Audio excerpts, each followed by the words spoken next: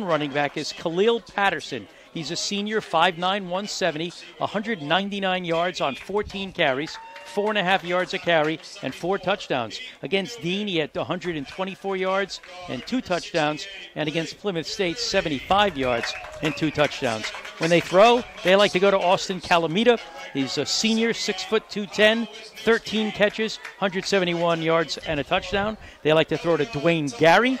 He's senior, 5'11", 195, 9 catches, 99 yards. Will Daniels, a freshman, 6'3", 205, 6 catches for 82 yards and a touchdown. Now you're going to notice with Salve, we're saying sophomore, freshman, junior, and here on this Western Connecticut team, a lot of the real, main players are seniors. That might make a difference right there. In the defense department, Jared DeVellis, the safety, has a couple of interceptions. We told you about one. He's returned both of them for touchdowns, 43 and 32 yards. He also has a sack from his safety position. Linebacker Kevin Maxson leads in tackles with 15. Linebacker Deja Fitzpatrick is next in the tackles list. He's also got an interception. Cornerback Tariq Odom, number 2 in tackles, and he has a sack coming out of that secondary. So it's a very talented team, an experienced team, and we've had the coin toss, and it looks like Salve's going to be on the receiving end. Yeah, what happened was Western Connecticut won the toss and deferred. Salve will receive the football to our right, going from our right to left, and therefore, at least in the first quarter, into the wind. The wind is a little bit of a crosswind, but when it's blowing it in any direction at all, it would tend to be blowing in Salve's face in the first quarter. It's west to east as we look down on the field, and a pretty good-sized wind. And Salve's here with their home deep blue jerseys, silver pants, and blue helmets with the white numbers and lettering. Western Connecticut State in the white jerseys with the navy blue pants and the white helmets. And we'll be taking a timeout right here and come back with you from Toppa Field after this.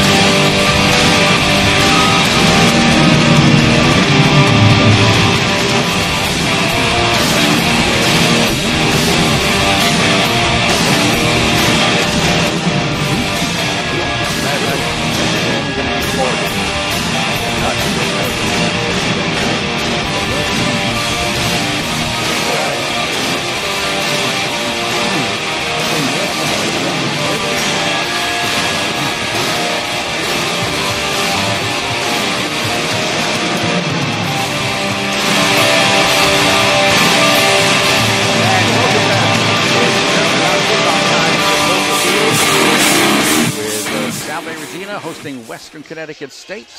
They are the Colonials. They are often called West Conn. We'll probably go there a few times. And Salve, of course, on the sideline right close to us as we are up in the press box.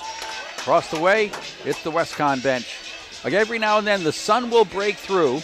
And if it does break through, those in the east end of the field that are trying to receive kickoffs or receive passes might have to be staring up into the sun. But for the most part, there's a pretty good cloud cover that might save them from that aspect. As far as the kickoff is concerned, Salve will be looking into the sun. The shadows are not that long right now, and as you said, there's a lot of clouds. But if that sun does come out, it kind of gives you that bright white sky, which is kind of tough. Salve will put 3 men deep with John Good in the middle. Danny Hoffman's over on one side, and Dylan Mirabile is on the other side. And getting set to kick it off for the West Conn Colonials should be Mike Munson. And he'll tee it up, and it's not Mike Munson, it's somebody else. So let me find out who that is. That would be Mike Munson. I have the wrong number for him. So it is Mike. It's the other Mike Munson. With the wind at his back, Munson will line it up, and we are about ready to get underway. This should be an interesting game. Salve trying to win over West Conn for the first time in this, their 7th meeting. Here's the approach from Monson, and the kickoff is a high end-over-end kick coming down to a John Good. Takes it at the 10. He's in the middle heading for the right. Trying to outrun the special teams. Can't do it. He's piled up at the 20-yard line. Great special teams coverage right there to get things started by Western Connecticut. So Salve will start from pretty deep in their own territory, right around their 20-yard line. And let's see who draws the starting call at quarterback for the Seahawks. It will be Jake Kelleher. Jake, the 6'2", 190-pound sophomore out of Hopkinton, Massachusetts, will lead the Salve offense at least on this play, and we'll see if it'll be more than one in a row. Mirabile is in the backfield right now, alongside the shotgun quarterback, Kelleher. Man in motion and some movement up on the front line, and it's Kelleher is going to be handing it off to Danny Hoffman coming around wide from left to right, but there was movement in the front line. I thought Westcon jumped. I did too. Somebody, it looked like a linebacker was kind of coming through a gap there. Now, whether he was drawn offside or whether he caused Salve to move as he was coming, I don't know, but a flag on each side, so. Bill Goslin is the referee, double-checking with one of his probably want to make sure co-workers. Probably want to make sure that they agree, because each official, one on each side of the line, called the penalty, so, or threw a flag, I should say. And another quick conference to determine if we're sure we're going to do the right thing. And they are pointing toward Westcon. It is a neutral zone infraction against the Colonials, but it's also a face mask rather, against Salve. They will nullify each other and offset, and we'll go right back to 1st and 10 for Salve at their 20-yard line. So that was a big never mind play. Trips line up on the left side here for the Seahawks, who go right to left as we look down here in the opening quarter. The sun is shining at the moment. Here's Kelleher trying to go the other way, faked right, went left, and got caught in the backfield. He's not going anywhere. Well, that looked like a busted play to me. Looked like he was trying to hand off to somebody, and there was nobody there. So he decided he had to go, and by that time, it was too late. Kevin Maxson from that linebacking spot, top tackler, came in and wrapped up Kelleher in a heartbeat. A loss of a yard, 2nd and 11. And we are not seeing Joey Moriello in the backfield. That's a question mark. Back to pass. Kelleher looking, throwing on his plant pattern. There's a catch. Nope, incomplete. Almost a great diving catch by Ron Cruz. Very tightly covered out there by Jared DeVellis. As soon as he hit the ground, the ball kind of slid out of his arms, and the official was right there to see it. So no catch, 3rd down and 11. And this Westcon defense, in comparison to Salve, would seem to have, at least numbers-wise, a better defense. Showing a 4-man front on 3rd down and 11. Trips to the right. Kelleher back to pass. Short drop. Throws on the far side. Wide open over there. This is a 1st down. Easy catch for Salve Regina's Ryan Lawton from his tight end position. He was wide open on the right side of the field in front of the Westcon bench. Ryan, a junior, 6'3", 190-pounder, making an easy catch and picking up an easy 1st down. 18 yards on the pickup. Up to the line of scrimmage come the Seahawks. 37-yard line. Handoff coming wide and trying to run wide and getting the job done is Moriello. Joey Moriello. With that quickness over on the left side, was able to turn the corner, get over the 40 to the 41. Now they mark it at the 42, a pickup of almost 5 yards. All right, the trips will set up wide to the right side. Single wide out left. Shotgun formation for Jake Kelleher. Short drop, looks to pass, throws it close and almost has it picked off. The intended receiver, Ron Cruz, fell down, and it almost ended up in the arms of Equan Brooks. Yeah, it's like Ron tried to plant his feet, and they came out from under him, and he went to the ground. The ball went over his head and almost to a defender. 3rd and 5 for the Seahawks at their own 42-yard line with the opening possession of the game. Let's see what they can do on 3rd and 5. They were pretty good on 3rd and 11 moments ago. Shotgun. Back to pass. Kelleher will drop it off, and this one will go to Moriello. Breaks a tackle. Stays on his feet, but can't quite break free. Almost got away, but not quite getting away from Westcon's Deja Fitzpatrick. Yeah, he probably should have been taken down for a loss. Somehow he broke that tackle in the backfield and managed to get it forward for just 1 yard. So it's going to be 4th and 4. Salve will punt. Andrew Veer usually takes care of that duty. And a couple of back deep here for Westcon. One of those would be Jared DeVellis. And a whistle blows somewhere to stop the action. A penalty flag is thrown from way upfield. And they're saying it's against Western Connecticut. Too many men on the field. There's your first down, boys and girls. The Colonials put 12 guys out there in punt formation. That's not legal. A 5-yard penalty. Salve first down at their own 48. So there's the first mistake of the game. That's a huge mistake because they were about to get the football back. And now Salve is going to hang on. So the Seahawks get a second chance to keep the drive alive. They're 1st and 10, just shy of midfield. Now can they do something with the little break they've gotten?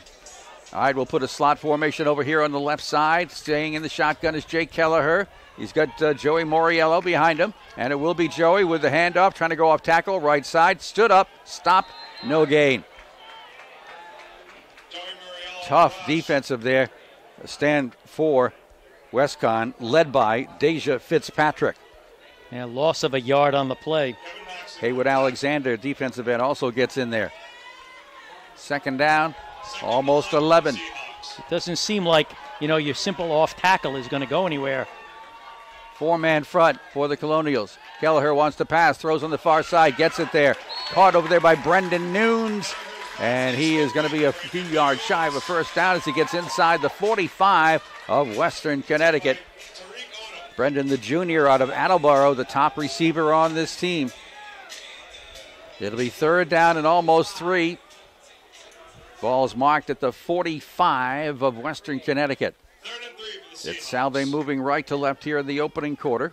Looking to the sidelines for the play. No huddle, just get up to the line of scrimmage, get the play, run the play. Moriello alongside the shotgun quarterback, Jake Kelleher. Jake with a quick look to the left, throws, and it is going to be knocked away. A little floater, but right there to deflect it was Equan Brooks. Intended out here in the left flat for Danny Hoffman. Well, I'll tell you, he actually floated that into double coverage. He's lucky all they did was knock it down. Salve's going to send their punt team out to assumedly punt from the 45 of Western Connecticut. Will Daniels will go back deep along with Jared DeVellis. Daniels, 6'3" freshman. Back to punt is Mr. Veer. Andrew waits for the snap. He's got it, and he'll have to run and punt because it was a little off mark. It'll be DeVellis signaling fair catch at about the 13-yard line. So Colonials will get it for the first time. No score here in the opening quarter. And let's see how the Salve defense does against a very talented Colonial offense. And let's see who comes out to do the quarterbacking. They come right up to the line of scrimmage. And it looks like it'll be Tom Balaki, I believe. Well, that's who we said was going to be the starter. That'll be number 18. That does look like him. In the shotgun. Handoff, Khalil Patterson. Patterson wrapped up and brought down for a short gain. Right there, in there to make the stop was Rich Rabori, the defensive tackle. Khalil Patterson, a dangerous runner. Let's see what they mark up to about the 15, maybe a yard and a half. Yeah, I'm going to call it 2, but that's generous. Now it's David James in the quarterback spot after that first play. Second down. He'll hand it off. No, he'll fake it. Play fake. Wide open. Upfield. This is going to get big yardage. Westcon, big man running. Oh, he was wide open. Alexander Kochaki, if I get that right. Kosaki is how you pronounce it, but he was all by himself on the left sideline. Nobody near him. Gained to the Salve 40-yard line. 1st and 10 for the Colonials. James stays at quarterback. Offset, backfield behind him.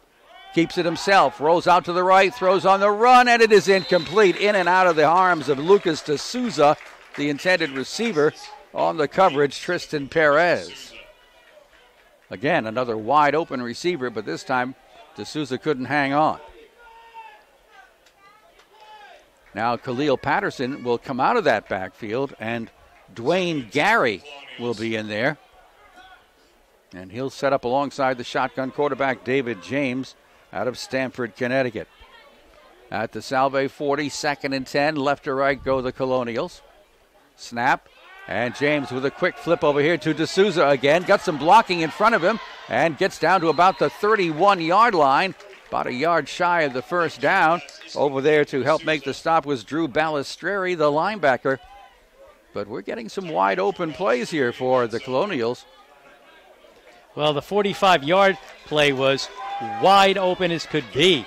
And that was a big receiver that was rumbling down the field on that play. At the 31, it's 3rd and 1 in Salve territory. Strong side right formation. Shotgun. James has it, fakes it, looks to throw, and gets it there. And the same guy is wide open for a first down, the big man. And he is a big man. Number 19, Alexander Kosacki. He's got some size to him. He goes 6'1", 240 pounds as the tight end. 1st and 10, 25 of Salve. John Salute finally caught up to Kosacki. Now we have a slot formation to the right side, out of the shotgun formation. James with the snap, gives it to Khalil Patterson. Big hole on the right side, and slips as he tries to cut back. Covered quickly over there by Salve Regina. That was Matt Sylvia and Tyler D'Erico who covered up Khalil Patterson. There's a lot of daylight here that these Colonials are opening up. And picked up 8 yards on that carry. 2nd and 2. At the Salve 17. Now the slot formation's on the left side. Daniels out wide over there. Snap to James. Play fake. Pass over the middle. Incomplete. Intended for Austin Calamita. One of the top receivers on this team.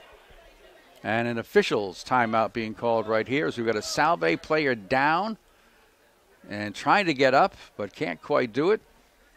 So a little delay here until we find out how this young man is going to do. He's down on the, that's Hayden Pereira, down on the 10 or 5-yard line. So cornerback Hayden Pereira somehow fell awkwardly over there and needs some attention. The ball is sitting on the 17 of Salve, where it will be 3rd down and about 1.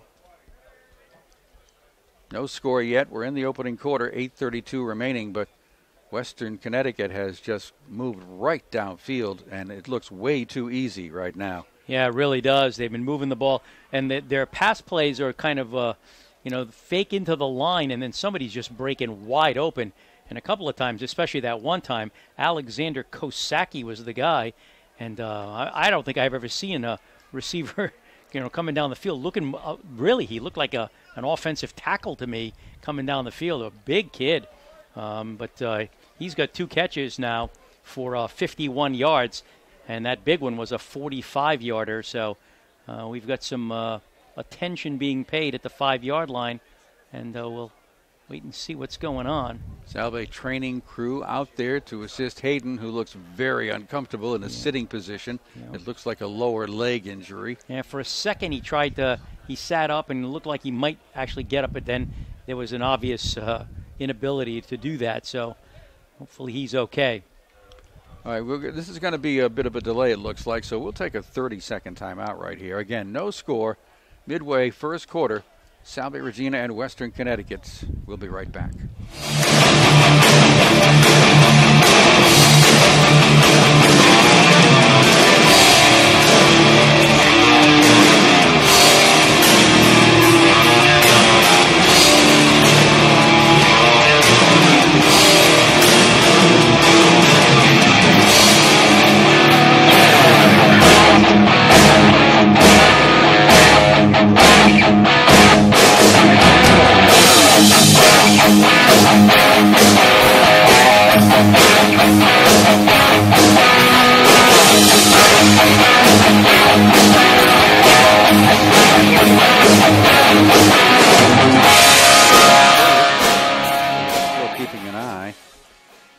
Friend Mr. Pereira down there and hopes that he can get up, but I think what they're gonna do is they're gonna wrap his leg in one. It looks like it might be one of those inflatable cast type things. So and again I'm guessing here, but it's what they're wrapping it in is long enough that it looks like it could be perhaps a knee area and not so much an ankle. But again, total guess on my part. So that continues the attention to Hayden Pereira. Hayden Pereira is a senior out of Hopkinton, Mass. 6-footer, 185 pounds. He's been a veteran in that secondary now for at least the past 2 seasons and maybe even a bit into a 3rd season as a sophomore. He's in a sitting position. Yep. It's the right leg. He looks a little bit more comfortable than he was earlier. Yeah, that's what they're doing. They are wrapping that leg. Kevin Gilmartin, the head coach, is out there just to probably have a little conversation with Hayden. And I wouldn't be surprised if Kevin cracked a joke or two while he was there to try to lighten the moment. Yeah, I think Kevin cracks a joke or two just about in any situation, so it's probably happening. So not much action right now until they are happy with the way they're wrapping up that lower right leg of Hayden Pereira. Yeah, it looks like the wrap is going from the ankle to the knee kind of thing. They're going to probably put him on the little golf cart that's out there, I'm going to guess. Or if that's too uncomfortable, they'll bring him on over to the sideline. I'm not sure you could sit somebody in that golf cart. Not it's easily. Got like four walls on it. So, oh, sure, the crew up in the press box takes time out to have a slice of pizza. But the guys on the radio keep talking and can't eat while we're talking. Well, I can't speak for you. I can only speak for myself. There you go. The attention continues for Hayden. But just when you think about the option between speaking and eating, speaking is kind of overrated. Overrated, you think? I think so. Okay. When this play resumes, we're looking at potentially the conclusion of a scoring drive. I mean, hopefully, if you're Salve fans, you're hoping that doesn't happen. But right now, Western Connecticut moving the ball extremely well. On this drive, they've had 2 carries for 10 yards, but they're also 3 for 5 passing for 60 yards. So they have moved the ball 70 yards down the field. And those receivers have been wide open. Yeah, that's something that's got to get cleaned up. Again, it's especially on that wide open one to Kosecki down the left sideline. I mean, there was no one within 10 yards of him. I don't know why they didn't think there was a reason to cover him, but the fake into the line and Salve bit really, really easily. I think, if I'm seeing properly over here, John Good is going to end up as Hayden's replacement in that cornerback slot. They are, in fact, now inflating that portable cast that they'll do. And yeah, it's an air cast. Yep. And they're pumping in the air right now before they even attempt to let Hayden stand up. Yep. In whatever form that takes. And again, it's not that they're making a diagnosis, but they're trying to immobilize that leg so that somebody can make a diagnosis somewhere down the line soon. But I have a funny feeling that Hayden's day is now finished. Well, we're also going to hopefully have a chat with that defensive unit to see if they can shore things up. Yeah. It has been... and I'll tell you, Kevin's been talking to the officials for a lengthy discussion during this break. He's talked to 2 of the officials. And, okay, he is now up and hopping. No, it actually looks like it might be an ankle. It's not the knee. No, not the knee. It's definitely down low. Yeah, I thought it was hot. I thought they were, the cast was from ankle to knee, but no, it's below the knee. So, and he is in that cart. He is going to get a ride off to the sidelines, and it will be John Good who steps in for him, a sophomore out of Rockland, Mass. And again, he's getting, not congratulations, but handshakes from every one of his defensive teammates. Just sort of showing they care. All right, back to the action we go, where WestConn has a 3rd down and about 1.5 at the 17 of Salve Regina. Salve's fans trying to get fired up to help out. Slot formation left side. David James in the shotgun. Next to him is Khalil Patterson. Long count here for James. Looks over to the sideline. Gets a play adjustment. Takes the snap. Goes to Patterson. Patterson in the backfield is going to be brought down by Number 45, Matt Messner, with no gain and maybe a loss. Yeah, he probably lost a yard, so it's going to be 4th down and about 3, and they're setting up very quickly. Now, I don't know if they called 2 plays, but, yeah. 4th down, more than 2, outside the 17. Slot to the left side. Patterson, single setback. James gives it to Khalil, looking for a hole, finds a hole, dives forward, ball came loose. Salve thinks they've got it.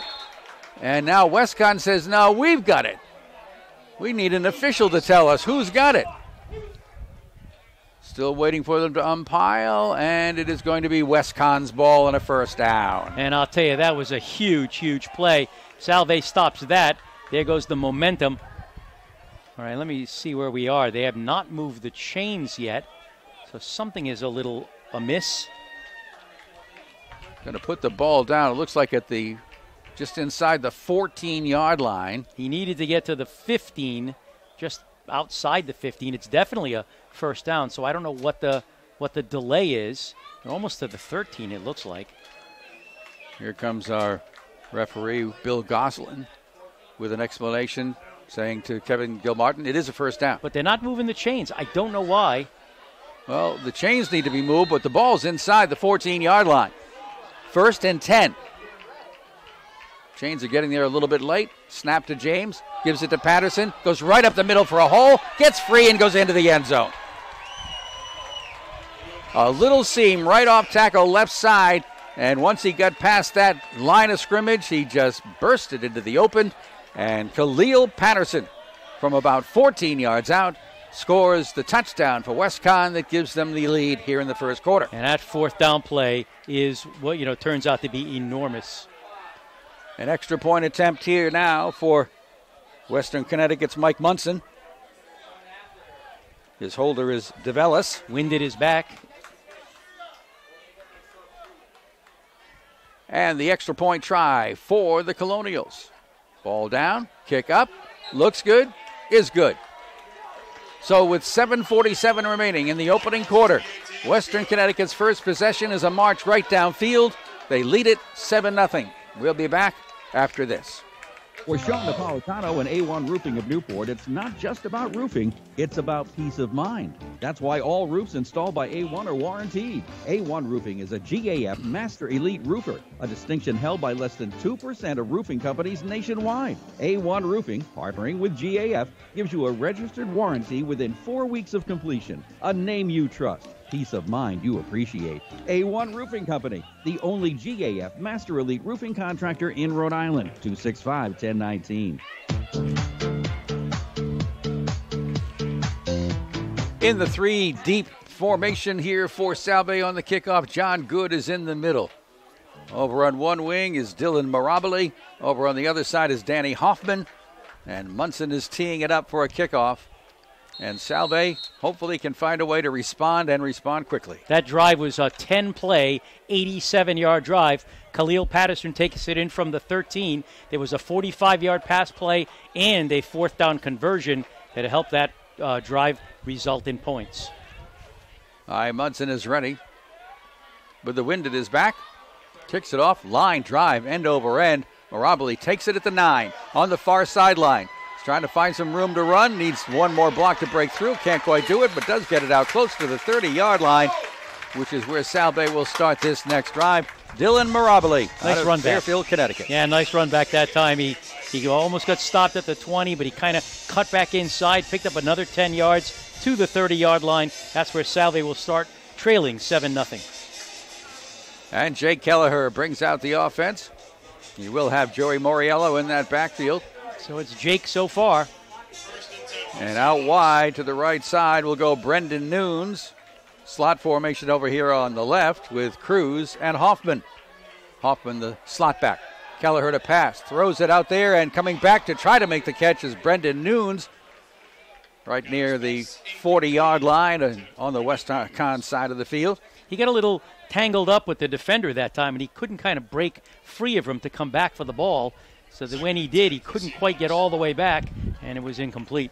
And they are throwing into the wind as they go from right to left, and now the sun breaks out brightly for the moment. Into the shotgun goes Kelleher. Slot again to the left side. Moriello gets, no, it's going to be kept by Jay Kelleher. Faking to Moriello. He drives right up the middle and gets about 5 yards. Good fake that time. A lot of attention paid to Moriello as he went wide to the right, but it turns out to be about a 3-yard gain for Kelleher. Brings up 3rd and 7. 3rd and 7, and this is a tough spot for Salve. They've just given up a long scoring drive, and if they don't convert this, they're giving the ball right back. Trips to the left. Kelleher goes to the right and aims it over there for Brendan Nunes, I believe. There's a flag on the play, but it's not in the area of the reception. It is in the area of the line of scrimmage, and not usually good news. That guy, I believe, going to go against Westcon. It does look that way. I'm not exactly sure what the call's going to be. It is. I missed the signal, but it does go against the Colonials. I think we'll see the signal again. It's only 5 yards, but it'll make it 3rd and 2 instead of 4th and 2. Ball comes out to the 38-yard line. The only thing I can think of is a neutral zone infraction because if it was defensive holding, it would be a first down. Sure. So now the Seahawks have a 3rd and 2 at their own 38. Still need to convert here. Here comes the blitz. And it will be Moriello, who slides behind some nice blocking on the left side and picks up the first down. There was a rush being put on by Westcon. In there from his safety position is Jared DeVellis to make another tackle. But nice little quick run to the left side by Joey Moriello. And that was desperately needed. Salve needs to keep this drive alive, keep the defense off the field. The Colonials sent linebackers charging in on the blitz. Wasn't quite good enough. Kelleher stays in the shotgun. Short drop. Now looking to run. He's got a crowd around him. He's not going anywhere. He's going to lose some yardage. His receivers were covered. Didn't want to let it go. Tucked it in and lost back to the 40-yard line. No, back to the 39. Loss of 3. 2nd down and 13. These Colonials are putting a lot of pressure on Jay Kelleher. He's taking short drops. But if he can't find his receiver right away, he's likely to be in trouble like he was right there. And except for one 18-yard pass play to Ryan Lawton, Salve hasn't really had that big play yet. All right, we got double wides left and right in the double slot formation. Kelleher from the shotgun, takes a couple of steps back, looks to throw over here on the left side, wide open. Making the catch on his knees is Danny Hoffman. That'll be a little shy of a first down as he catches it right at midfield to set up a 3rd down and 2.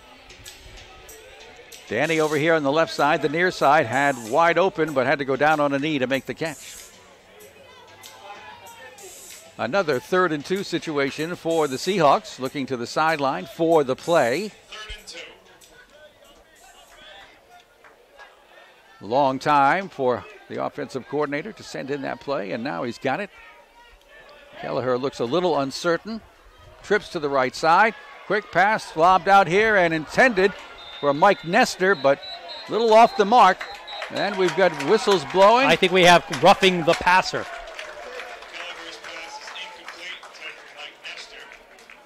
And on that penalty, it'll go against Westcon again. And that will save Salve again. On the 3rd and 2, incompleted pass. Roughing the passer up to the 35 of Western Connecticut. That helps. By the way, our defender who with the injured ankle just got a ride, and he's, I'm sure, on his way to Newport Hospital. That's Hayden Pereira. In motion. And the handoff is faked. Back to pass Kelleher. Wide open. There is Moriello. Wide open inside the 20-yard line and smacked out of play by the Colonials, but nicely executed on the handoff fake to the man in motion, and wide open downfield, Joey Moriello, the freshman. I think he's the guy they faked to. I think that might have been Hoffman, but okay. I could be wrong. 1st and 10, inside the 15. Kelleher's keeping. Nowhere for him to run, trying to break a tackle, but he can't. He's wrapped up and brought down for a loss. That was a good tackle made that time by the Colonials. Getting in there to help make the stop was Scott Tyga. Tyga? It's a pretty good football name. It is. All right, it's at the 15-yard line. Loss of 2, 2nd and 12. Salve trailing 7-0, 4 minutes to go first quarter. Moriello has a little bit of room on the left side. slices inside a potential tackle and gets inside the 10-yard line. Well, that's a nice run for Joey Moriello. He was big time last week. He's trying to do it again this week. The freshman out of Colts Neck, New Jersey. Gain down to the 9-yard line. Sets up a 3rd down and 5 deep in Western Connecticut territory. Play being flashed in from the sideline. Boy, they really would like to get a first down or a touchdown here. The field goal would be nice, get them on the board. But down 7-0, they'd love to get that matcher, the equalizer. Salve's forced to call a timeout to consider the play a little bit longer. So we'll take 30 seconds out right here.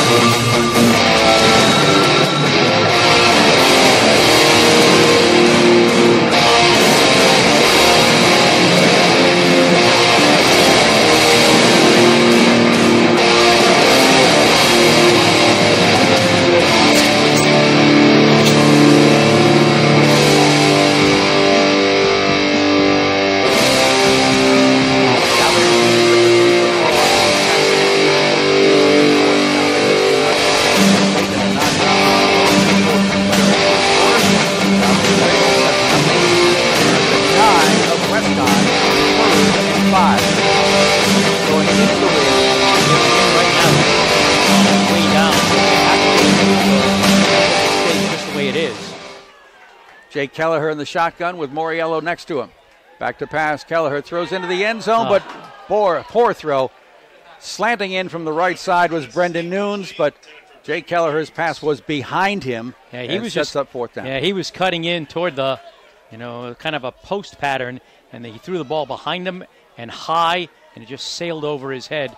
You're right, the throw was not that good. So Andrew Veer comes on to attempt a field goal to try to get some points on the board. And the wind just picked up. This will be a 26-yard attempt here by Andrew. Awaiting the snap. Ball is down. The kick is blocked. Blocked by the Colonials. Charging in there to make the block was Kevin Maxson. He got in there quickly. The ball's still being chased around and carried, but all it means is a blocked field goal prevents Salve from getting on the board. They still trail 7-0, just under 3 minutes to go. Big-time job there from Kevin Maxson, the senior linebacker and top tackler on this team. So the Colonials defense gets it done, and now the offense takes over. Yeah, defense and special teams. That ball did not really get up quickly, and it just sort of got batted down. And they're going to take over on about their 12? On the 10, just over the 10. Line of scrimmage was the 9.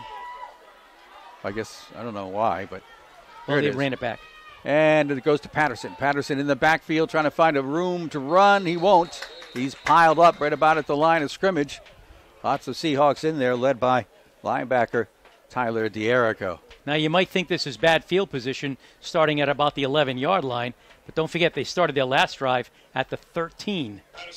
2nd down and 10 with no gain for Khalil Patterson, just over the 11-yard line. 2nd and 10 for the Colonials, who also do not huddle. David James is their quarterback, the MASCAC Offensive Player of the Week from last week. Slot formation on the right side. Snap to James, fakes the handoff, throws over the middle, and it is caught. Beautiful pass. First down. Pass in the open field by John Good to the receiver who I could not see. I think that was Calamita. All right, number 13? Yep. That would be Austin Calamita. So he picks up about 12 yards and a first down. Putting the ball down over the 20-yard line near the 23.5. And the Colonials continue to succeed with consistency on the offensive side of things. Especially through the air. All right, double slot formation. James out of the shotgun, back to pass, looking to the far side, throws, and it is going to be incomplete, overthrown. Oh, no, They're going to call defensive holding. Yeah, you know what happened, though? There was no call being made, no flag thrown, but the receiver just kept turning back to the official with his arms spread out saying, come on, come on. And then the official reached in his pocket and kind of granted it. John Good, filling in for the injured Hayden Pereira, would be the guilty party. If it's defensive holding, it's 5 yards. If it's pass interference, it's 15. And let's see, the ball will end up at the 33-yard line. Kind of 10. Weird. Okay. First and 10, Western Connecticut. In the shotgun, David James will give it to Patterson. Khalil finds a little bit of running room over the middle and gets a short gain. The front line for WestConn features center Vincent Cementilli, who is 6 foot 295 pounds. The guards Norris Gibson, 6'2", 305, and Kobe Covington, 6'1", 345. The tackles go 300 and 305 pounds, respectively. Big time front line. First and 10 for WestConn. Patterson again with the ball. Tries the left side, finds nothing for little or no gain. Well, Salve is starting to solve the running attack, but they have not done anything to solve the passing attack yet. Picked up about a yard on the play. It's going to be third down and about 5. Tyler D'Erico in from the linebacking spot to make that stop. Where they really need this ball back now. All right, the ball is at the 38-yard line of WestConn. Pretty sure they'll be throwing here. Left to right they go.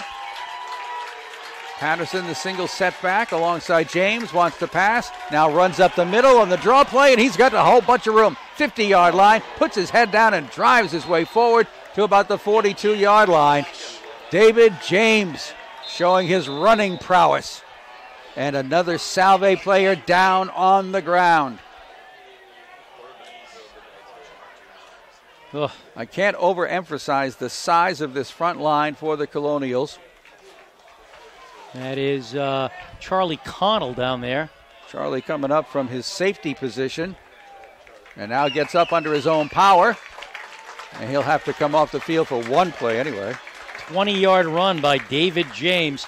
And I think that was a pass play that was called, but he went back and he kind of saw this huge gap up the middle, and he said, all right, I'll take it. And he did for 20 yards and another first down at the Salve 42. David James from the shotgun formation with Patterson on his right shoulder. That's the snap, gives it to Khalil. Khalil trying to slide away from the tackle from John Salute. Can't break free. And maybe a 2-yard gain and a little conversation going on between a Colonial and a Seahawk.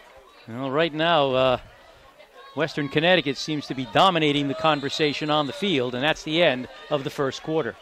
1 quarter of play done. Western Connecticut leads Salve 7-0.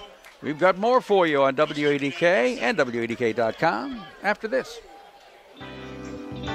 When you pay your insurance bill, do you actually know what you're covered for?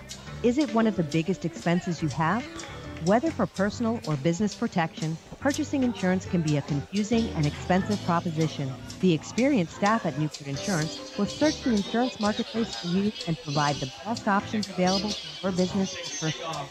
Give them a call, stop by their office on the account, or visit their website. Newport Insurance would welcome the opportunity to work with you. As a community-based business, has been and will continue to be very supportive of youth programs, sports, and kids' soccer. We are very proud to be a sponsor of local high school and Salve Regina sporting events at WADK, a broadcast.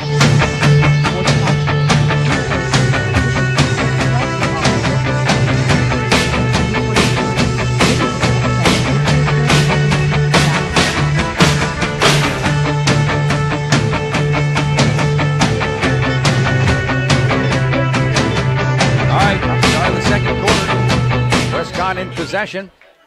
Second down for them and about 8 at the Salve 40-yard line. They now go right to left and into the wind. And it will be a handoff to Patterson. No, that's not Patterson. That's Dwayne Gary. Yep. Dwayne Gary got the handoff. Was supposed to go in the middle. Thought about going right, but all he saw was blue shirts. So a short gain for Dwayne. And another third down. He really didn't get anything. No, he didn't. So another third down play. Salve has got to convert one of these and get the ball back. Big tight end, Alexander Kosaki, goes to the sideline for this play. Well, I'll tell you, he's been a big weapon so far. A couple of possessions, but he's got 2 catches for 51 yards. Slot formations left and right in this one. Patterson back in the backfield with James in the shotgun. At the 40 of Salve, back to pass. James throws, and it is caught. Nice catch over here by Austin Calamita, but it is short. Of the first down. Now the question is, are they in 4-down territory? They're at the 36 of Salve, facing a 4th down and 4. I would believe they're in 4-down territory. They have a 7-0 advantage early second quarter. Everybody on the Western Connecticut team looks to the wristbands to make sure they get the right play as it gets signaled in. Another 4th down conversion. Double slots, back to pass. James trying to throw and lets it go, and making the catch is Dwayne Gary. Made sure his feet were inbounds inside the 30 for the first down as he ran down the left side and turned and waited for the pass to arrive. An easy completion. An easy first down at the Salve 25. West Conn has the answers on these big plays and continues to march downfield. That's their second 4th down conversion. They had one on the previous series that resulted in a touchdown. 1st and 10 at the Salve 25. James again wants to pass in the middle, being pushed out of the pocket.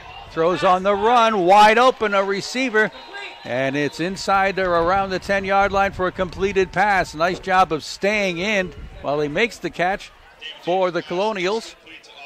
And that's Austin Calamita again. And they mark his progress to the 9 of Salve for a first down.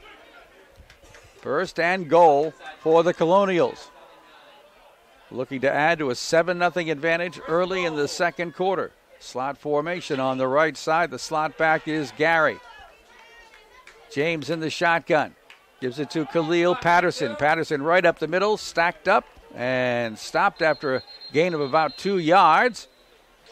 Short gain there for Western Connecticut.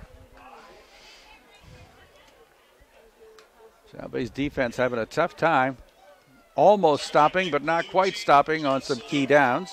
And there was no gain on that play, so it'll be 2nd and goal from the 9. In the red zone, Western Connecticut is 7 out of 8.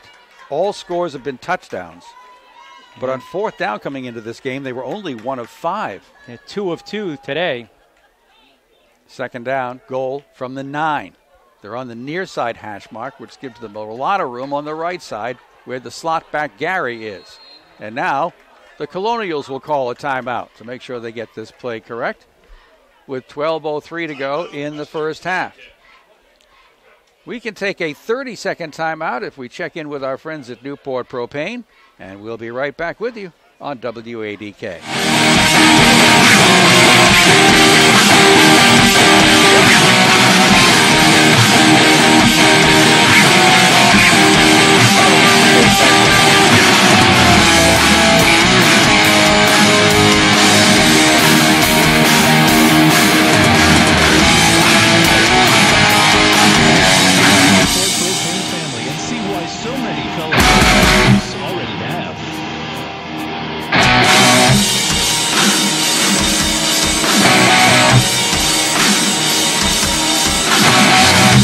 At this stage of the game, what you have to hope for Salve fans is that the defense can contain them enough to force a field goal rather than give up the touchdown. 2nd down and goal from the 9. That is a huge front line for West Conn. Again, they're trying to get to the quarterback, but they have not laid a hand on him. James fakes the handoff, throws into the end zone. Touchdown, Austin Calamita. Too easy. Play fake into the line. Calamita set up wide left, slanted right across the middle into the end zone. An easy completion again, and a touchdown again for West Conn as they increase their lead to 2 touchdowns, extra point pending. Mike Munson comes on the field to make the extra point attempt. And so far, this game has belonged to the visitors from Danbury, Connecticut. Munson sets up for the extra point kick. There's the snap. Kick is on the way, and the kick is good, just inside that left upright. So it is a 14-0 advantage for Westcon with just under 12 minutes to go before halftime. We are live from Toppa Field in Newport, Rhode Island, bringing you Salve Regina University football. Here's an idea for you. If you're looking for a great spot to have some really great dining, here are two choices. One is Fieldstones on East Main Road in Portsmouth, serving lunch and dinner 7 days a week. Atlantic Grill is on Aquidneck Avenue in Middletown. They serve breakfast, lunch, and dinner 7 days a week. Locally owned restaurants who offer great food in a casual family atmosphere, perfect for any occasion. Fieldstones and Atlantic Grill. Well, that was a 12-play, 89-yard drive. So far, Western Connecticut has had the ball twice, and they have 2 touchdowns. Austin Calamita with a 9-yard catch from David James. There was another 4th down conversion during that drive. Kick is good. Right now, it's Westcon 14, Salve nothing. Having a little trouble keeping the ball on the tee. Wind has picked up to probably 10 to 15 miles an hour, blowing in from left to right, or west to east, if you will. And Munson lines it up for a kickoff. 3 deep again for Salve on the receiving end with John Good in the middle. I got to find out if John Good's middle initial is B. Here's the kick. High, end over end, not too deep. Good takes it at the 15.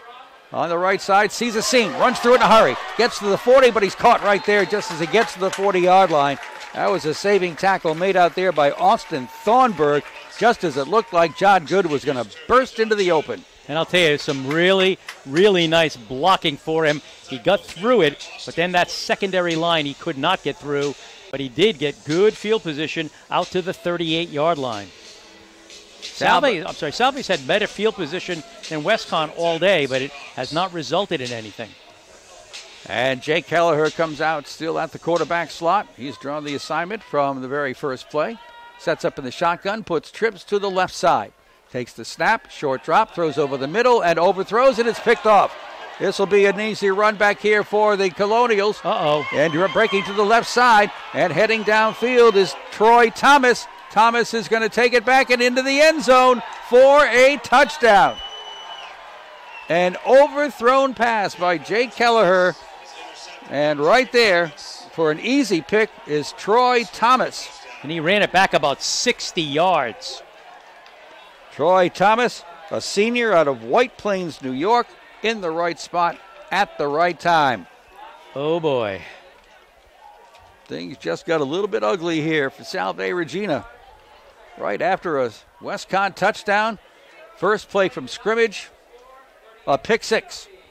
Mike Munson back for an extra point attempt. Pardon the redundancy. The snap, it's on the ground, but it's picked up and blocked. John Salute blocked it. But there will not be a return. So there's the first positive, I guess, or one of the few positives for Salve. 11:37 to go. Salve gives up the pick six and now trails 20-0 to Western Connecticut, a team they have never beaten. They have played them 6 times, lost each time, and here they are trailing 20-0 in the 7th get-together.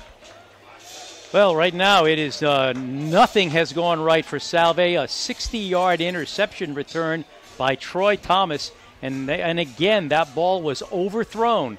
He overthrew the receiver, and it went right to Thomas. It's not like Thomas was in, had great coverage or anything. It just came right to him. So again, it's getting a little bit ugly at 20-0, and we're just early in the second quarter. And this could turn out to be a bad loss unless Salve could really, really pull it together. Officially, it is a 60-yard return on the interception for Troy Thomas. And once again, Mr. Munson will go to his kickoff chores. Now the question is, does Salve think about Tyler McGovern at quarterback? All right, here's the approach by Munson. And this time he'll get off a high end-over-end kick. John Good's going to take it at the 14, 20, 25, 30, slowed down, brought down at the 35. Almost duplicating his prior return. Yeah, again, good blocking on the right side. John uses it well, and it's gotten them good field position essentially every possession, but man, oh man, it's led to nothing except a 20-0 deficit.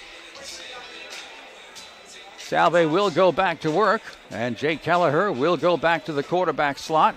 He has overthrown a couple of his receivers, and this one results in the interception and a touchdown. Now don't forget, Western Connecticut will receive the second half kickoff as well.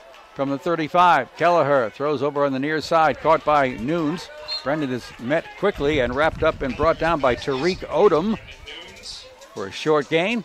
And forget about 5, so maybe they have to start thinking in chunks of 5 yards and not going long. Brendan, the top receiver, as we go with the spread formation, trips to the left, slot to the right. All alone, Kelleher throws again to Nunes, drops it. Wow. Had it in his hands, started to run, lost control of it, incompleted pass. Yeah, that's very unusual for Brendan Nunes. So from their own 40-yard line, a 3rd and 5 here for Salve. Long way to go till halftime, and they're down 20-0. They use the same formation with trips to the left and the slot to the right. Kelleher by himself in the backfield, and some movement in the front line. Free play. Throw is going to be incomplete, right in the middle of 2 intended receivers. I'm pretty sure that's going to go against Conn and will be a first down if that's the case. It'll be close to a first down. Okay. Yeah, you're right. I mean, it might be. It is the offside call against Western Connecticut, and it is a first down. Well, it's about the only thing that is Western Connecticut has done wrong is they've had some penalties. A couple of them resulting in first downs. Bill Goslin is our referee. Dave Douglas, the umpire. Tim Schmidt, the head linesman. Mark Acorn, the line judge. Craig Small, the side judge. Tim Goczynski, the field judge. Chris LaFleur, the back judge. Kelleher with a pass. Diving attempt is made, and it is a caught pass. Wow. By Brendan Nunes. Dove down, got his arms underneath the football, and caught it at the 49, which would be a 4-yard gain. And now, are they changing their mind? What is going on? I'll tell you, it did not look complete to me, but I'm not sure what's going to happen. All right. Wow. The far side official said that was not a catch, and he's on the other sideline. So incomplete is the pass. It's 2nd down and 10 at the 45. Between you and me, it did not look like a completion, but boy, they had moved everything, and then they called it back. Trips to the left. Moriello's in the backfield. Play fake. Kelleher throws. It's going to be overthrown. Intended for Brendan Nunes, but Kelleher was just sacked, and sacked hard on a rush that came at him from his left. And the man responsible for that was defensive end Jordan Fletcher out of Manchester, Connecticut. Well, what they're trying to do is they're trying to do these little kind of, sideline patterns, or these little check down patterns to Brendan Nunes. And then at some point they want him to kind of plant and go. And that's what he thought he was going to do that time, but he kind of got hung up with the defender again. 3rd and 10. Kelleher is going to throw deep over the middle toward Brendan Nunes. He can't make the catch as it was slightly deflected at the last minute there. A heads-up play defensively for Troy Thomas, the guy who just picked off the pass and returned it for a touchdown. But again, they keep throwing where there's double coverage. And Troy Thomas decides to show off and do push-ups before he decides to come up and play on the special teams. As back to punt is Andrew Veer. Hopefully someone was impressed. 4th and 10, 45 of Salve. And Veer will just get it away. Short. High and short, fair catch, but no catch as it bounces and rolls. Oh, nice roll. Inside almost to the 10-yard line.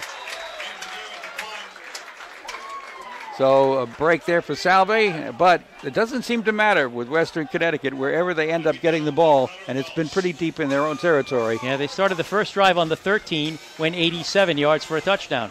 They started their second drive on the 11, went 89 yards for a touchdown. Then they ran back a pick 6 to make it 20-0. Now they'll start at their own 10. Salve needs to show that their defense can stop this powerful Western Connecticut offense, which is not easy to do. I can't stress enough the size of that front line for WestConn. 300, 345, 295, 305, and 305. Tackle to tackle. David James in the shotgun. Takes the snap and hands it off. And trying to find some running room, but not successful, is WestConn's Stevie Swinson. Takes the run. Line of scrimmage was right around the 10-yard line, and the loss is to the 9, 2nd and 11. So they're giving credit to the Seahawks, Brandon O'Neill and Rich Rabori, two of guys up on that front four for the stop there. James stays in the shotgun. Puts a slot over here on the left side, the near side, and hands it off to Patterson. Patterson is going to be met by Drew Palestreri, and Drew brings him down back around the 10-yard line for a gain of a yard. Solid tackle by Drew Balistreri out of Linfield, Mass., the junior linebacker. They have just not been able to run. Their only good run was a David James 20-yarder on, kind of a quarterback keeper up the middle. Now it's 3rd and 10. Salve's defense, if they're going to get back in this game, they have got to stop this here. All right, here's the 3rd down and long from just around the 11-yard line, deep in WestConn territory. James in the shotgun, has time over the middle, throws. Wide open is Calamati, but he stepped out of bounds, but he got a first down. No, it's incomplete. Wow. The pass was incomplete because Calamita stepped on the sideline. But I'll tell you, it was a crisp pattern. I was watching it. He came down. He planted his foot. He went to the sideline. The throw was right on the money. He caught it, but his foot was out of bounds. I must have food on my mind. I call him calamari. Ooh, there we go. It's actually Austin Calamita. 4th down. And for the first time, we'll have to have a punt. And into the wind, what little there is right now. And back there, it's John Good waiting near midfield. Low snap, and it's almost blocked, but he got it away. High spiral toward the near sideline, and it will go out of play inside the 50-yard line. I have no idea how they did not get that football. It was the low snap that delayed the kick, but he just did get it away, and I didn't even notice who the punter was, to be honest with you. If I had to guess, I'd say that might have been Austin Thornburg, but not sure. So Salve gets it back. 9 minutes to go in the first half. They trail 20-0 to Western Connecticut in this non-conference game.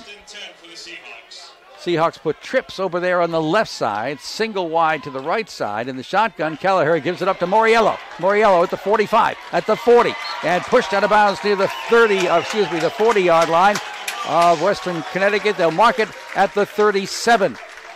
Pickup of 11 and a first down. Joey Moriello, who has really been running well since he took over for Ronnie Martin. The freshman, 1st and 10 to the 37.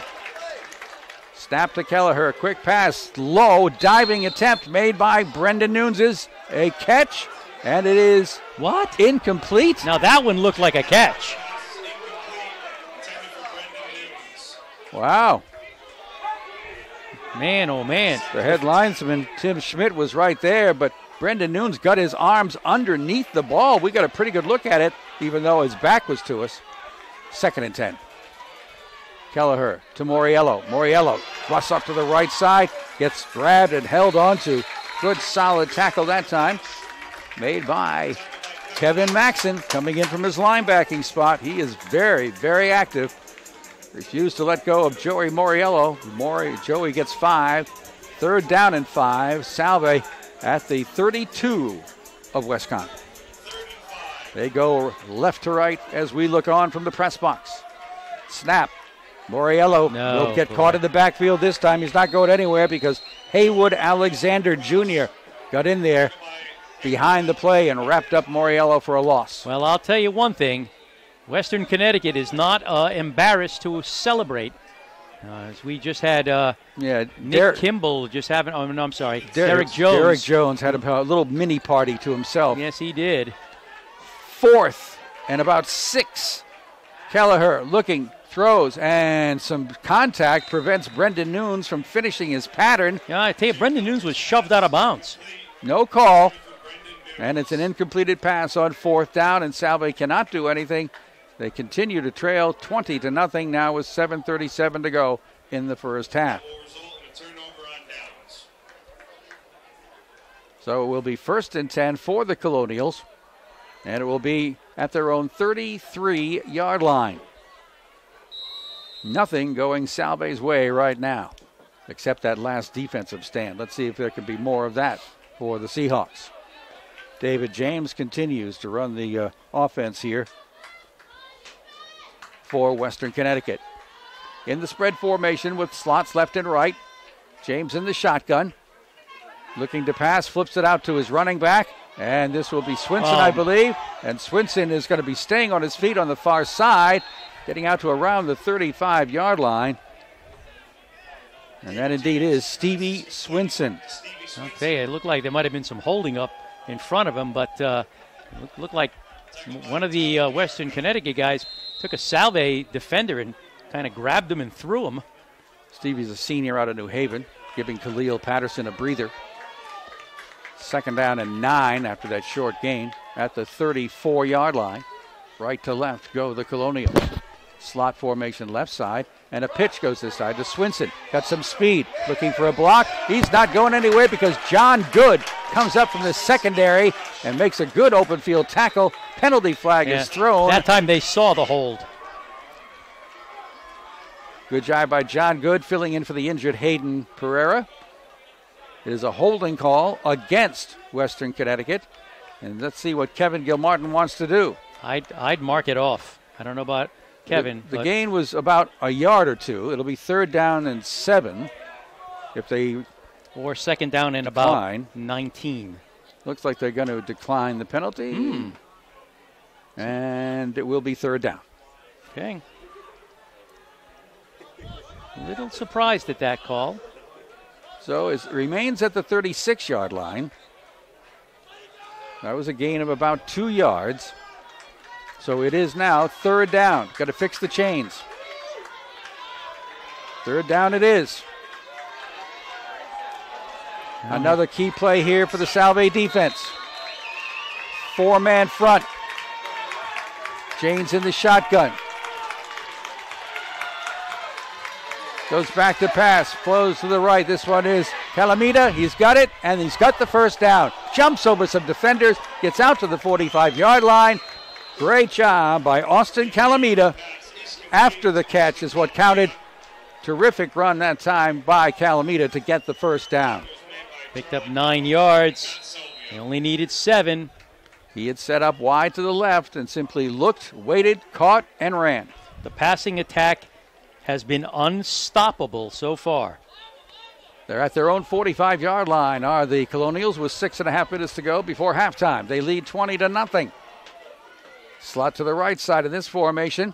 And the play fake and a pass out on the wing to Swinson. Swinson's brought down by John Good on another open field tackle. That makes it a short gain in what could have been much more than that. So they'll mark his forward progress. So it looks like the 47-yard line, a pickup of about 3. 2nd down and 7. David James is having himself quite the first half in that quarterback slot. Very efficient passing here for West Conn. From the shotgun, James will hand it off. This is Patterson. Khalil slowed down in the backfield, but takes about 2 or 3 Salve defenders and a penalty flag thrown after the play was over. This came from behind the play. Hard to know what that is. Could be a face mask, could be a hold. And I think it's going to go against, it's a face mask against Western Connecticut. Personal foul. After the play was down, West Conn, somebody grabbed somebody's face mask. So the play went to the 50, which was a pickup of 3. But from the 50, they mark off 15 yards to the 35. And this should be a 3rd down, I believe. 2nd down. 2nd down? Yeah. Oh, that was a 1st down play? No, that was a second down play, but I saw the official hold up 2 fingers. So I thought the penalty came after the play was over. Apparently I'm wrong again. I thought so too. Snap.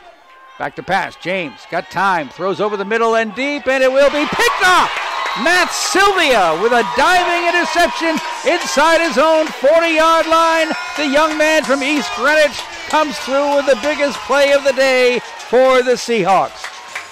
A diving interception by Matt Sylvia out of East Greenwich. And it will be 1st and 10, Salve at their own 39-yard line.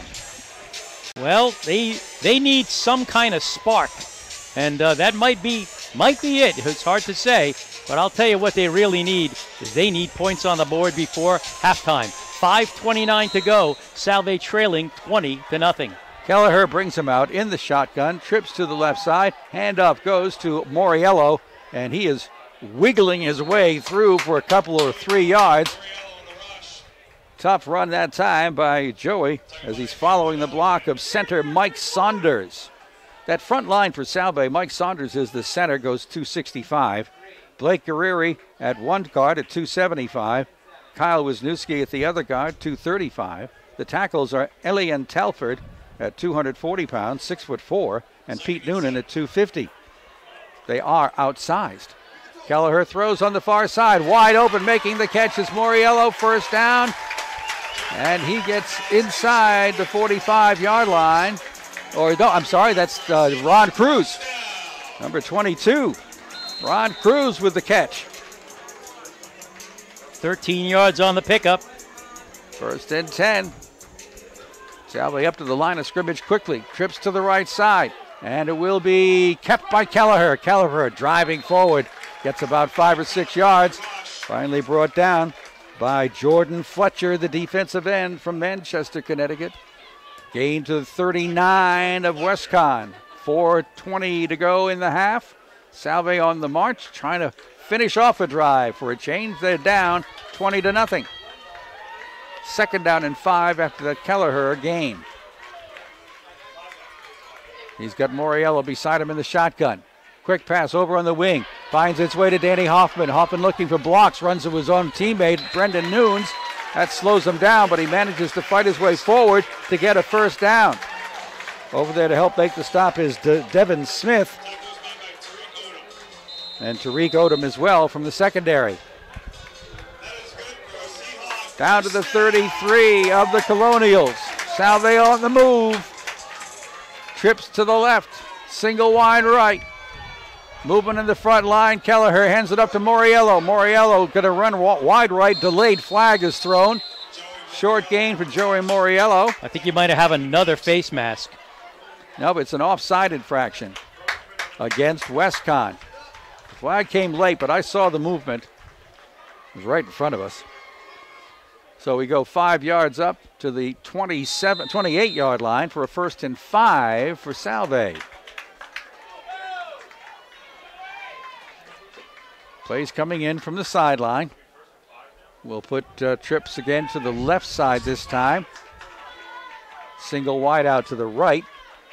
Kelleher hands it up to Moriello. Slow down in the backfield, gets away from that hit, but gets maybe a yard on some tight coverage there by Western Connecticut. It's awfully hard to get by these big guys like Mike Kaiser in on that stop.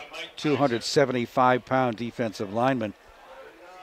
No gain that time, so it's going to be 2nd and 5. 3 minutes to go before halftime. Plenty of time for Salve to put points on the board. From the 28-yard line of Western Connecticut. We go 3 wide again on the left side. And it will be Kelleher rolling out to the right, being charged. The throw is caught and down. No, not down as Danny Hoffman gets away from the tackle. Dives to the 25-yard line. It's a short gain, but it was almost no gain. In there to make sure he's not going anywhere was Derek Jones, the senior linebacker out of Middletown, Connecticut. Well, I'll tell you, that was a real gutsy play on both the part of Jake Kelleher, who was really being pressured, and then again by Danny Hoffman, who found a way to get 3 yards out of none. To the 25-yard line where it is now 4th and 2 for Salve to try to keep this drive alive. This is a huge play. I have third down. And you are right. No, now they changed it to fourth down. But it's not. Trust me. And now they fix the chains. Third down and 2 for Salve as Bill Goslin takes charge, the referee. In the shotgun, trips left. And it will be Moriello trying to drive forward and behind the blocking again of that front line, and specifically Pete Noonan allowing Joey Moriello to get enough yardage for a first down and keep the drive alive. Great job done over there by Pete Noonan on that left side. Pete comes to Salve from Ardmore, Pennsylvania. Now the clock is starting to become a factor. 1:50 to play in the half. All right. We'll put a slot back on the left side. Kelleher will throw it quickly, and it is incomplete, intended for Brendan Nunes. Very tight coverage out there by Tariq Odom. And that time Jake was trying to thread the needle to get it to Brendan, and almost did. He's been doing that a lot this afternoon, and in a way, when he gets locked on a receiver, he never looks anywhere else. And I think that's what resulted in the interception, plus a couple that he's thrown into coverage. All right, the trips go out to the left side again on 2nd and 10.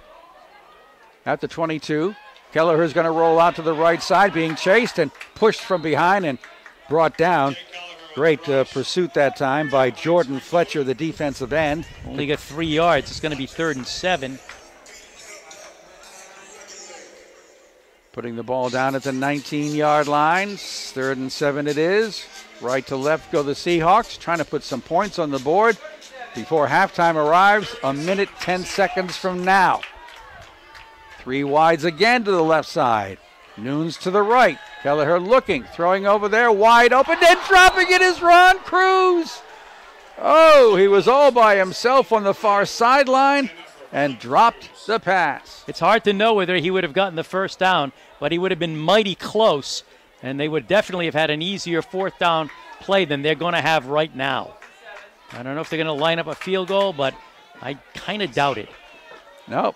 They're going to add a new receiver. That would be Mike Nestor. Moriello will come out, so the only back will be the quarterback, Jake Kelleher. Nestor's in the slot to the right side, trips out to the left side. Nestor goes in motion to the left side. And whistles will blow as the ball is snapped. And Salve called a timeout to rethink what they want to do on this play. 1:02 to go. 4th down, about 7. And Salve's down 20-0. Well, give the coaching staff a little credit. I think they saw a defense they didn't want to run that play against, so they immediately called timeout. I mean, the clock was stopped, so that wasn't the issue. So they called the timeout, and they're going to gather. I mean, they got to figure out a way to get 7 yards or more on this play. And right now, that has been very, very valuable yardage. They've not been able to get 7 yards very often.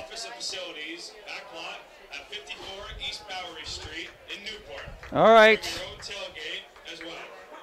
Just got a report in from one of our Middletown connections. The Middletown football team was a winner this afternoon up in Providence against Juanita Sanchez PCD Wheeler, 45-6. Wow, sounds a lot like the Rogers game we did last night. Here, it's a 4th down and 7 for Salve. They'll go for it. Inside the 20. Kelleher back to pass, looking, waiting, throwing over the middle. Caught this time, and touchdown! Perfectly thrown pass. Ron Cruz slanting over the middle, and Jake Kelleher had all the time in the world to look things over and wait for that to develop. Great job by the front line for protection. Jake Kelleher with the pass, Ron Cruz with the catch. Salve gets on the scoreboard with 56 seconds in the half. He didn't drop that one.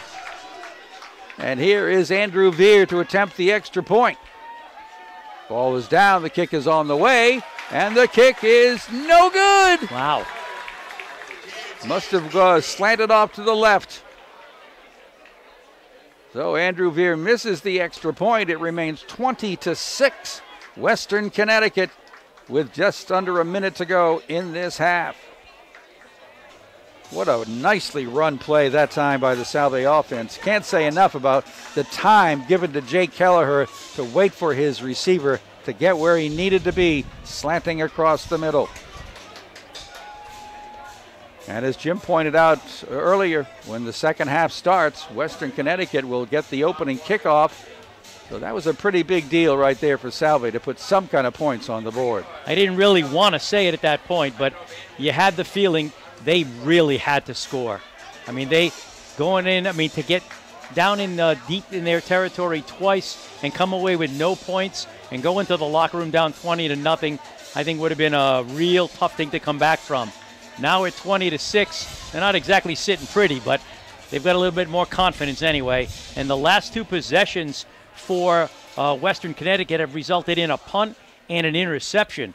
Now that drive by Salve went 11 plays, 61 yards. Ron Cruz, 19-yard touchdown pass from Kelleher. The kick was no good. Salve on the board, 20-6, Western Connecticut.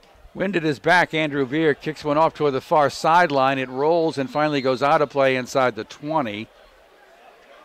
So no return there, and I would expect Western Connecticut would take it at the 35, I believe. I think that is correct.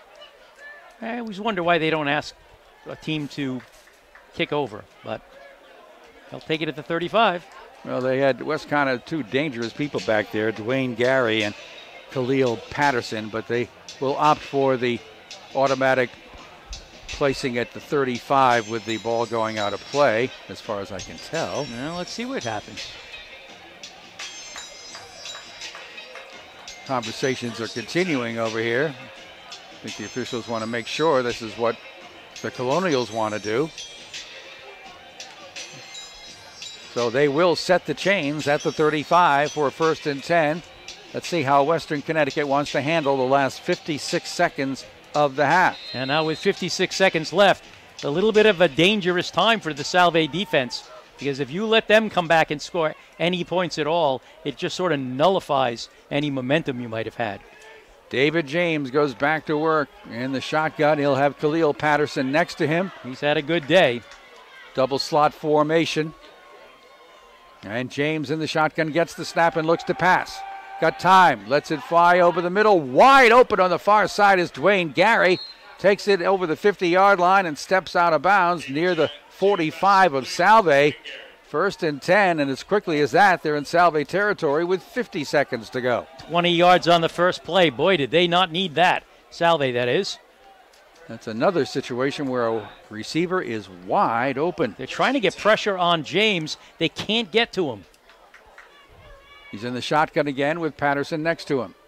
He'll drop back to pass. He's got the time. He lets it fly deep over the middle, and with a step advantage and a penalty flag is thrown. Will Daniels was wide open. But again, that flag came so late. And it's going to be against Salve. And it's an interference. It's not a hold. So this is going to go down to the 30-yard line. And just like that, they're ready to score again. So they mark it off. Where are they going here? From the 45 to the 30, I believe, but I don't know that. That's what it is, a 15-yarder on the interference call. 1st and 10 at the Salve 30. 2 plays, 44 seconds left, and the Colonials are threatening. 2 plays, 45 yards. James to pass. Got the time. Over the middle. It's wide over here. Will Daniels couldn't quite make the catch. Bobbled it as he went over the sideline. Couldn't hang on, and it goes incomplete. But I'll tell you, how accurate is David James? Covered by Matt Sylvia over there. He's been on the money all day long. And actually even tighter coverage by John Good. 2nd down 10. 38 seconds left in the half. Ball at the Salve 30. Westcon not sitting back and taking it easy after the Salve touchdown. James, shotgun, straight drop. Looking to throw, does, far sideline, and touchdown! Right in the waiting arms of Austin Calamita. Had his man beat by a step, and David James threw it right on the money into the end zone, right side, and the Colonials score before halftime. Well, again, if you are Salve, that was the nightmare drive. Again, it took about 20 seconds to go, 65 yards. Boy. For the most part, not completely, but for the most part, the Salve defense cannot stop Western Connecticut. And they can't get to the quarterback, so on both ends. Munson's extra point kick is up, and it is good. So with 32 seconds now to go in the half, it took them 24 seconds to score a touchdown after Salve scored. That's pretty impressive. Or if you're Salve, that's pretty frustrating. Yeah. 27-6 is Western Connecticut's lead as we near the halftime mark at Toppa Field in Newport. Cloud cover taking over for now, and probably for the most part, going to be hard for the sun to break through. And it ain't too sunny for Salve right now. Well, again, you can almost hear the air come out of this stadium as the fans were in it when Salve scored, and they're not in it right now. Not much for the Salve fans to cheer about this afternoon. So Munson will kick it off. The usual 3 deep setup for Salve with John Good in the middle. Moriello and Mirabile also out there on the wings. 32 seconds before halftime. This has been a long and torturous first half for Salve Regina. The Colonials coming in at 2-0. Very much in charge of this one at Toppa. Here's the kick. Oh, the ground ball bouncing around. And John Good had it, lost it, picked it up. He's at the 20. Trying to get his way free at the 25. He does. He's at the 30. He's at the 40-yard line and pushed out a play in front of the Salve bench. Despite the mishandled grounder, Mr. Good did good with the return and got it out over the 40-yard line, but only 24 seconds remain, and now they won't go over the 40-yard line. They'll go to the 40-yard line to put the ball down. Well, this is about as manhandled as we've seen Salve in a long, long time. Jay Kelleher coming out. Let's see if he wants to run a play or play it safe or be aggressive. Trips to the left side. Kelleher being rushed, throws wide open on the near side. Brendan Nunes pushed out a play into Western Connecticut territory at the 42-yard line. 18 yards on the pickup. 18 seconds left to go in the half. First and 10, Salve. Left to right they go with the wind at their back. Again, they use the trips formation to the left side. Back to pass Kelleher quickly. Drops it off short. This is Moriello trying to get out of play, and he does to stop the clock. Gets down to close to the 35-yard line with 13 seconds remaining. And that'll be second down and about 3 after that play to Joey Moriello. He'll be in the backfield alongside the shotgun quarterback, Jay Kelleher, back to pass. And whistles being blown. Let's see what this is all about. Timeout, Western Connecticut. Aha. Fine. Before the play got underway, the timeout was called, which will mean 12.9 seconds remain on the clock, which would give Salve a time for about 2 plays, assuming they're pass plays.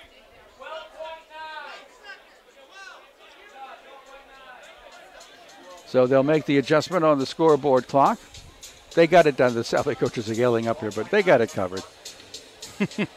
Oh, look, they put 12 minutes on the scoreboard. Wait a minute now. 12 minutes and 8 seconds to go. We need a slight adjustment on that one. Timeout called by Western Connecticut. They lead at 27-6. We've got 12.5. It was 12.9. I guess they are having trouble moving the second part of the scoreboard. There we go. The 10th of a second. Hey, who knows? 4/10 of a second here and there. Pretty soon it's adding up. I don't know what I'm talking about. Well, the secondary for Conn is not overplaying in the deep formation. They've only got 2 guys really deep. Looks like they're going to put pressure on the quarterback. Back to pass Kelleher. Going to throw, and it is incomplete, intended for Moriello. Probably better that it was incomplete. 9.8 seconds to go. It'll be second down and about 3. 3rd and 3. Yeah. I wish the chains guys would stay. And they're a little slow. They're faking me out, and that's unusual because that's a really good chain crew over there. Well, 9.8 seconds to go. He's got to start thinking longer than 3 yards now. Kelleher in the shotgun, gets the snap, looks over the middle, being pressured, and lets it fly long into the end zone, and it is tapped away very cleanly. Excellent coverage that time by Tariq Odom with 1.9 seconds to go. Brendan Nunes, the intended receiver. I tell you, a lot of styling by the Western Connecticut players today. Well, and again, they've played well enough to deserve it, I guess. So one more try for Salve before halftime. They're at the 35 of Western Connecticut. Well, of course, while Jake was back there throwing, there was somebody coming from behind. I almost yelled to look out. I know. Snap. Kelleher looking, waiting, being chased. Gets away from the pressure and lets it fly into the end zone. Who wants it? It is batted away, and it is caught by Salve. Danny Hoffman catches the deflection on the ground in the end zone. That was your typical jump ball. Oh, what a throw by Kelleher right into the end zone in a crowd of mostly white jerseys. They deflected it twice, and just before it hit the ground, Danny Hoffman was there to make the catch. Oh, my goodness. What a finish to the half. Let's see if Andrew Veer can add another point. 35 yards. We await the snap. There it is. Ball's down. Kicks up. And the kick is good. Oh. How about 3 touchdowns in the last minute? Quite the finish to the first half of football at Toppa Field in Newport, Rhode Island. Salve Regina scores on a Hail Mary pass into the end zone with Danny Hoffman, the hero, making the catch, the sophomore from Trumbull, Connecticut. So we have reached halftime, finally, and we've got ourselves a 27-13 score. Western Connecticut leading Salve, and the Colonials will be coming out receiving the opening kickoff. But we'll talk about this first half and a few other things, recap some high school scores from last night and today, and we've got a lot coming your way during halftime. So stay with us on WADK and WADK.com.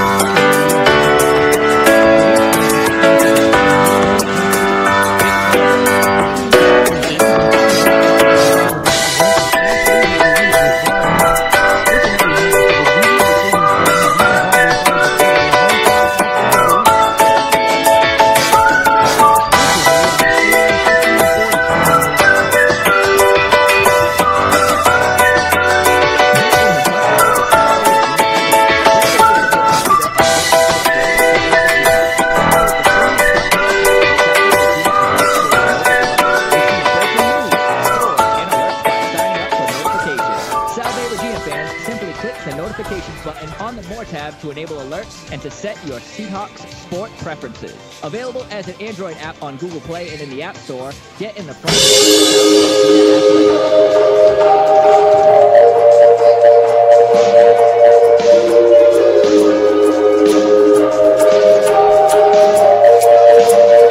And back here at Toppa Field in Newport, Bob Angel along with Ascoli, our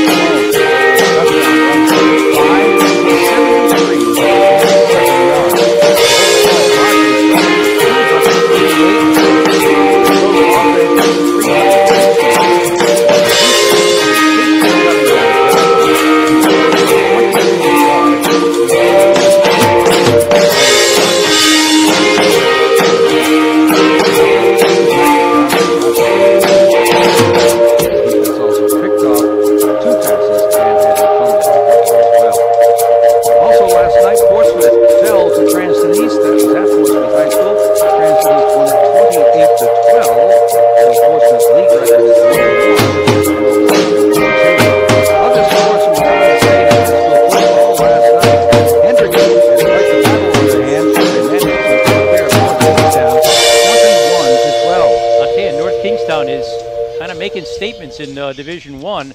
They moved up this year.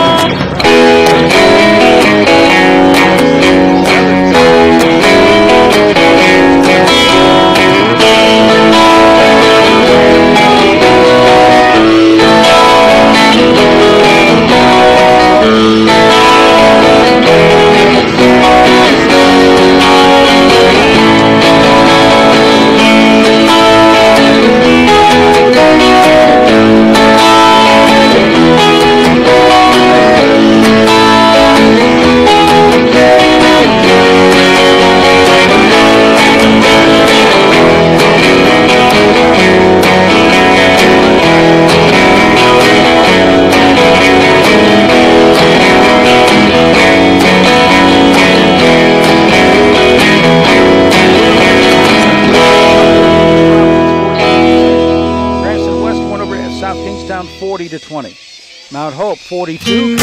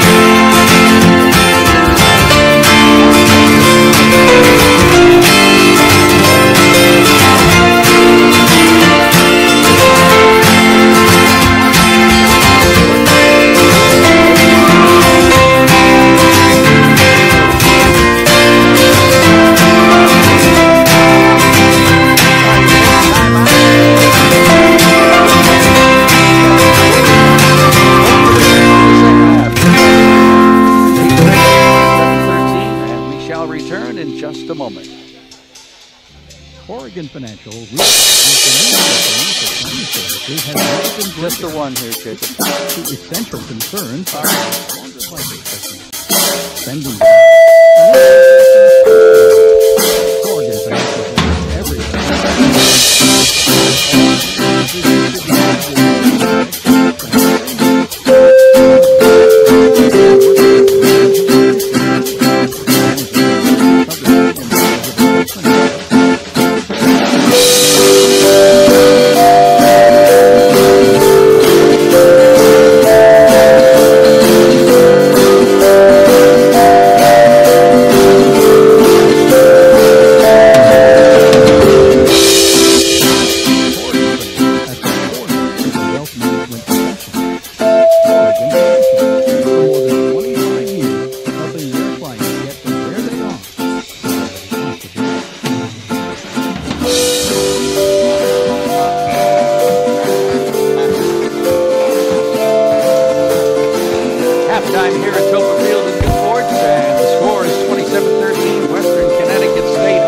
top in this non-conference battle. And there's been a lot of stuff going on in the first half, and now Jim Ascoli is going to recap each and every moment. Well, I just want to say one thing. If you look at the scoreboard when there was 1 minute left to go in the half, 1 minute and no seconds, the score was 20-0.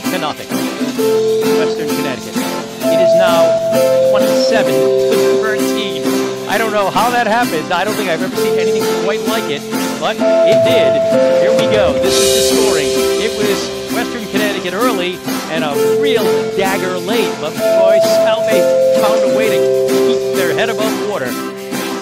With 7:47 left to go in the first quarter, on their first opening drive, Western Connecticut went 10 plays, 87 yards. Khalil Patterson ran it in from the 13. On that drive, there was a 45-yard pass play and a 4th down conversion.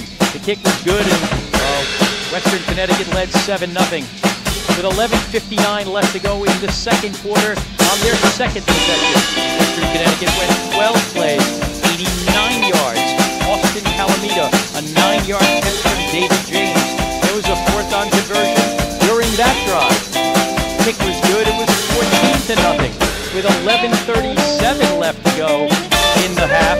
This was probably the biggest heartbreak play of the day for Salve on one play because Salve went back to throw.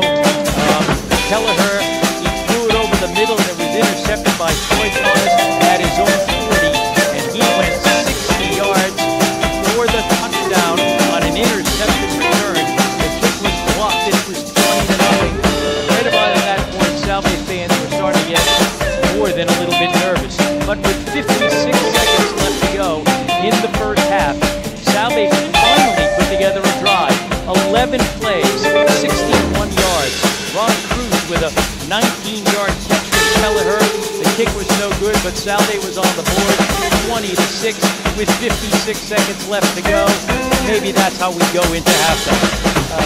Maybe not. Not really, because Western Connecticut, almost like they were stung by that score from Salve, decided, hey, wait a minute. And about 24 seconds later, they finished a 3-play, 65-yard touchdown drive. Austin Calamita, another touchdown pass, this time 30 yards from David James. The kick was good. It was 27-6 with 32 seconds left to go. And maybe Salve is going to take a knee. Not really.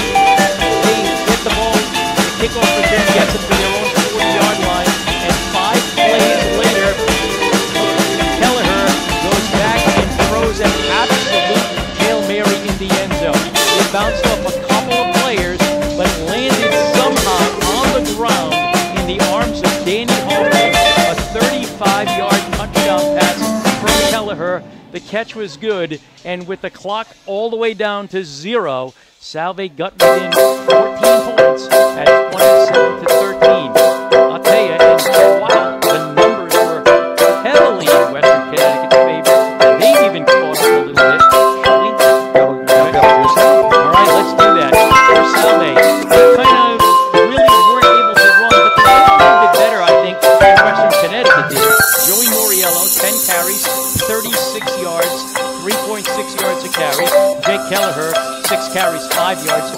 Nobody else ran the ball for Salve. But they really decided that the way they were going to win this game, if they were going to win it, is they were going to have to throw. And Jake Kelleher chucked it up 28 times.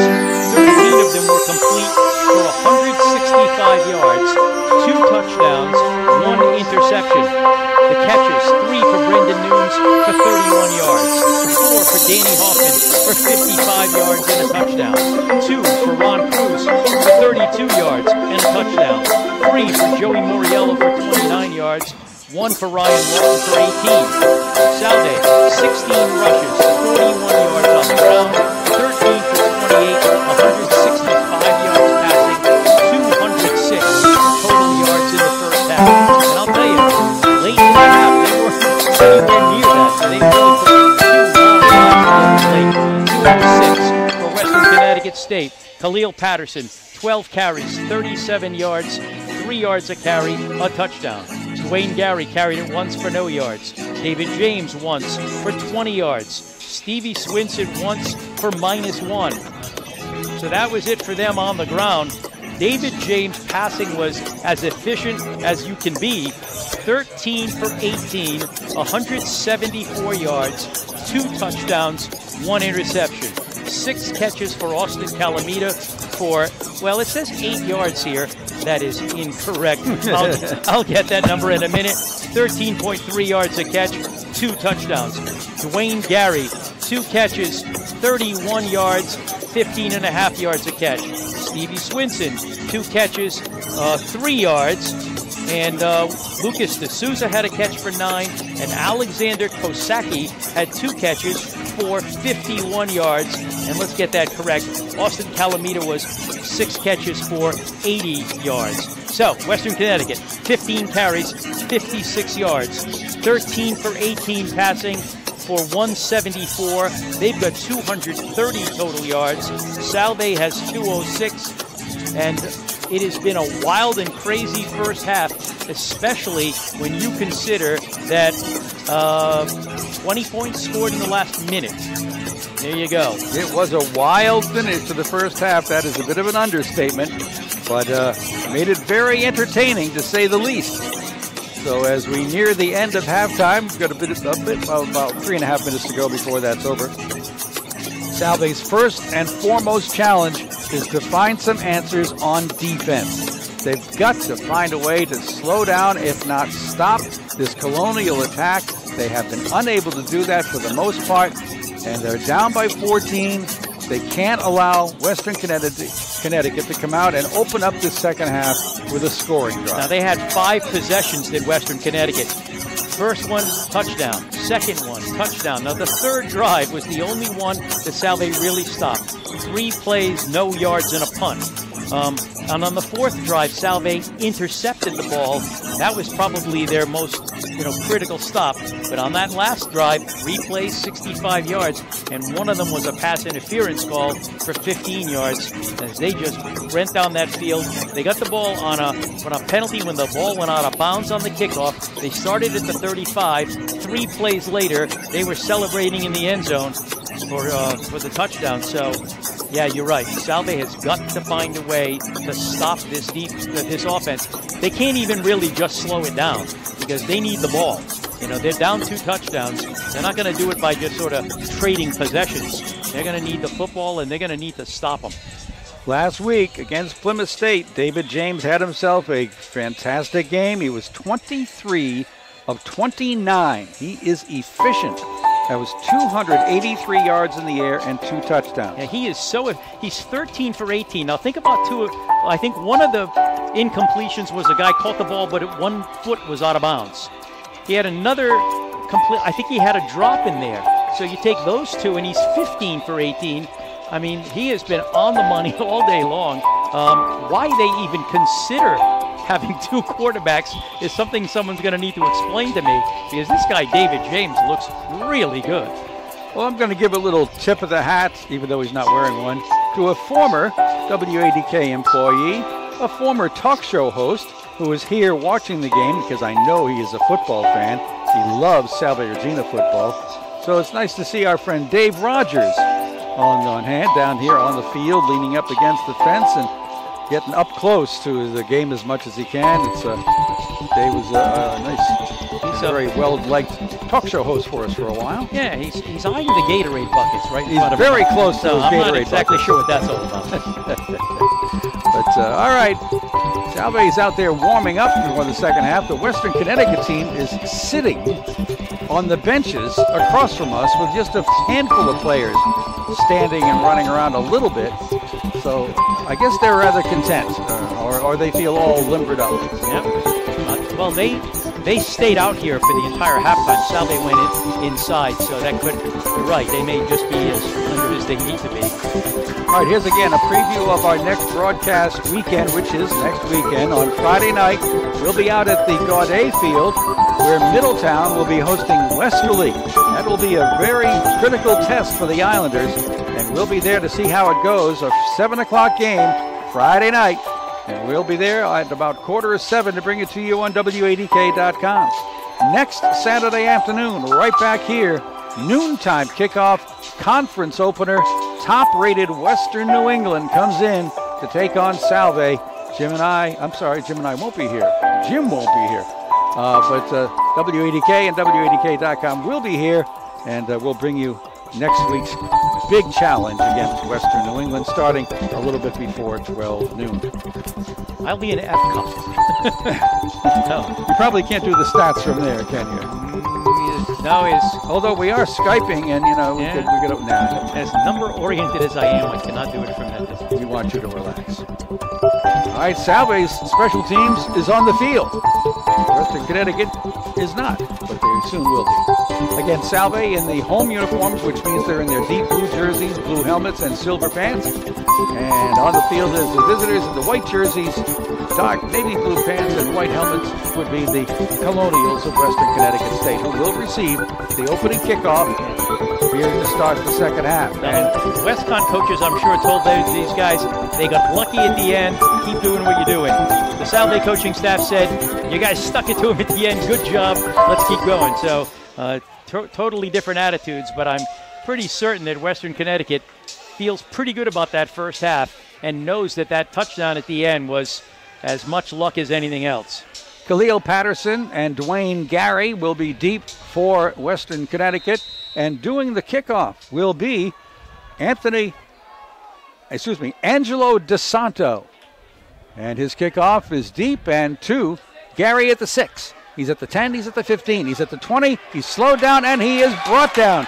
Great pursuit that time by Salve Regina. Getting downfield first was I don't have the number, but the announcer does. Number 92. Superb coverage that time, and they're going to start at their own 18-yard line. It's a great tackle, great job by the special teams, but the fact that they're deep in their own territory has meant nothing to Western Connecticut. They have been able to almost consistently march up and down the field. That's because Mr. James has put the ball on receivers' hands on every play. He's in the shotgun formation and gets a low snap, picks it up, throws it over on the far side. Wayne Gary's got running room on the far sideline. Man. Finally, getting him out of there was Tristan Perez, but Gary was on the far sideline, took the pass and just sped down the far sideline and picked up a first down at the 32-yard line. So right away, the Colonials come out firing and connecting. Slot formation left side. James in the shotgun. Patterson next to him. Play fake, back to pass. James throws on that far side. Wide open and making an easy catch. Austin Calamita as he takes it out of bounds and gets it very close to midfield, probably around the 47-yard line in WestCon territory. It's 1st and 10. 15 yards on that pickup. And they're picking up yardage in just gigantic chunks. David James, so efficient. 2 for 2 in this half already. Trips to the left side.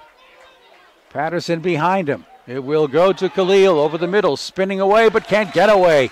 Good, solid hit that time by linebacker Tyler D'Erico, one of the captains out of Cheshire, Connecticut. Well, that's the one thing that's not really working for Western Connecticut is the run. Salve's done a nice job there, but boy, have they not been able to stop the pass.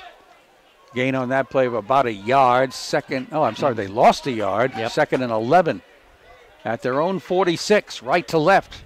Go the Colonials, putting trips to the left side. And it will be James. Play fake, throws it, and overshoots his intended receiver, the big tight end, Alexander Kosaki, who was wide open on the right side. But James overthrew him.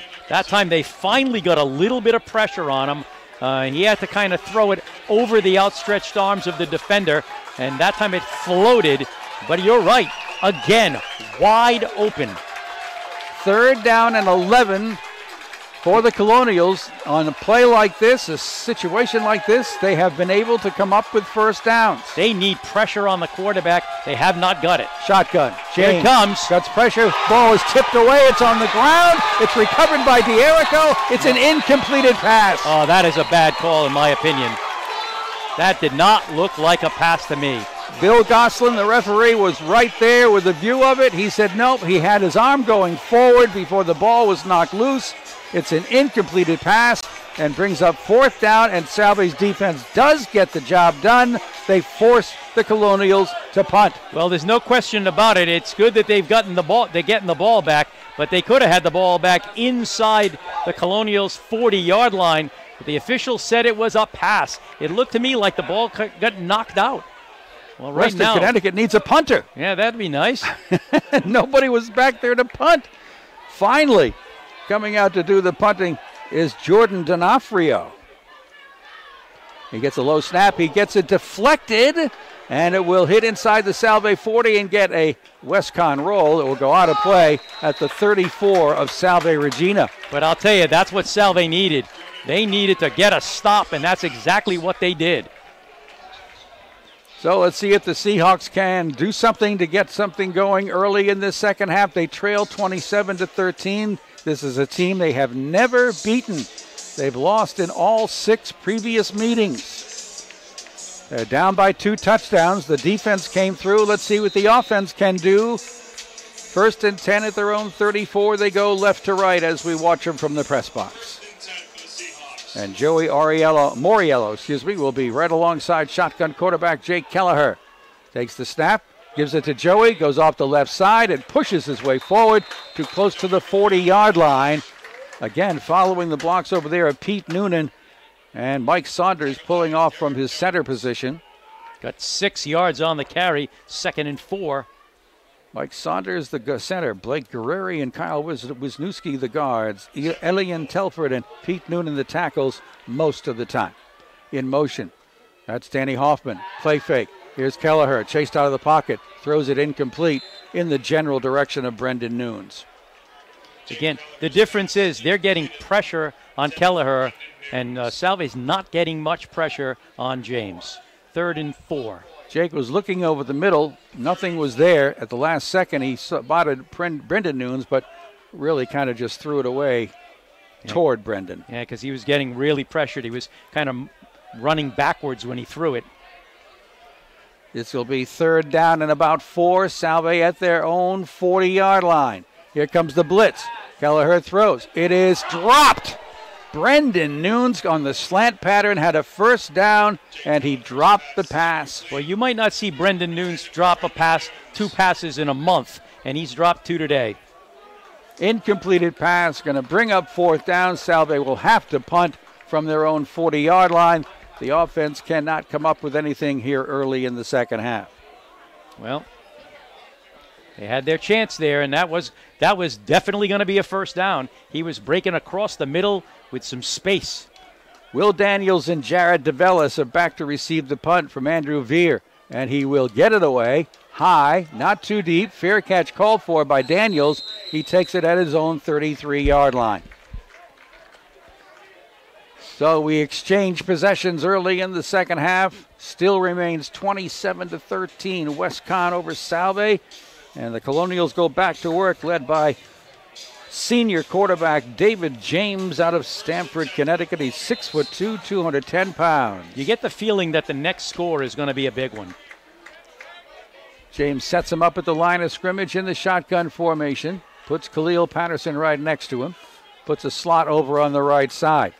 And it will be a play fake, throwing over the middle. There he is again, making the catch. Austin Calamita, not going down easily. He's in Salve territory inside the 45-yard line. Matt Sylvia helping make the stop along with Tyler D'Erico.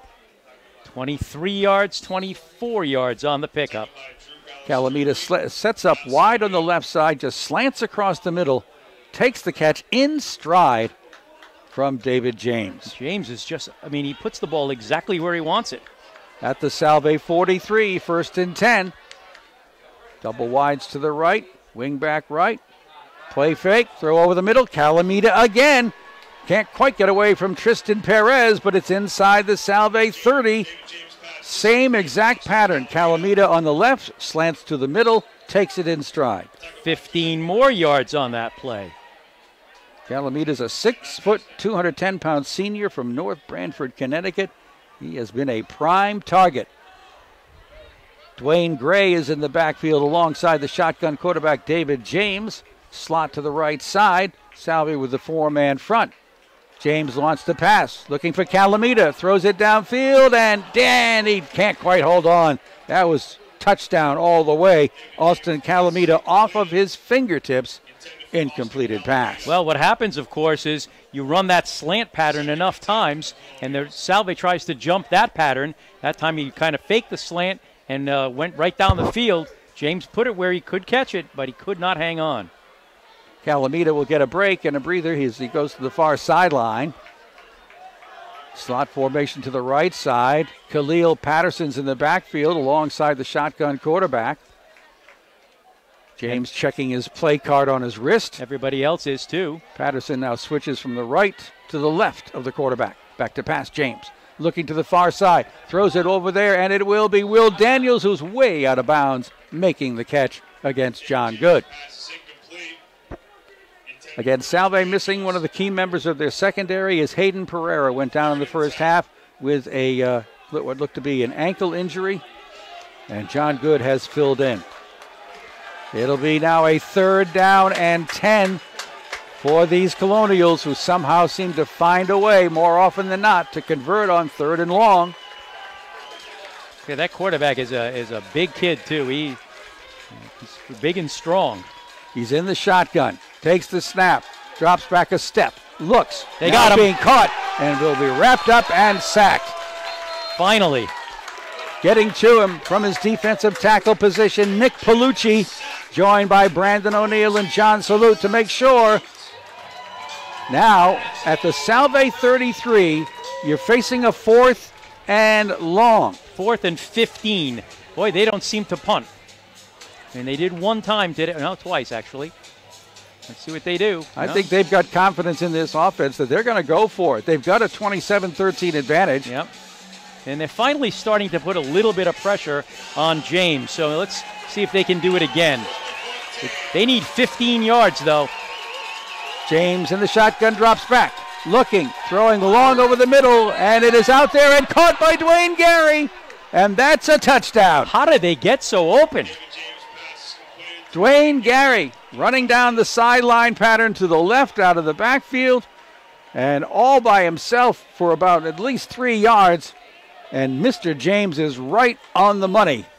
And look at the frustration on the faces of Salve Regina. What a tough job right there. 30, no, it was longer than 33. It was 33. It was 33. Yep. And an extra point kick here by Mr. Munson. How quiet is the crowd with 10:37 to go in the 3rd quarter. The kick is blocked again. And it comes down to the hands of Salve. Now let's see if Tristan Perez can outrun everybody to get some points on the board. He needs a block, and he won't get it.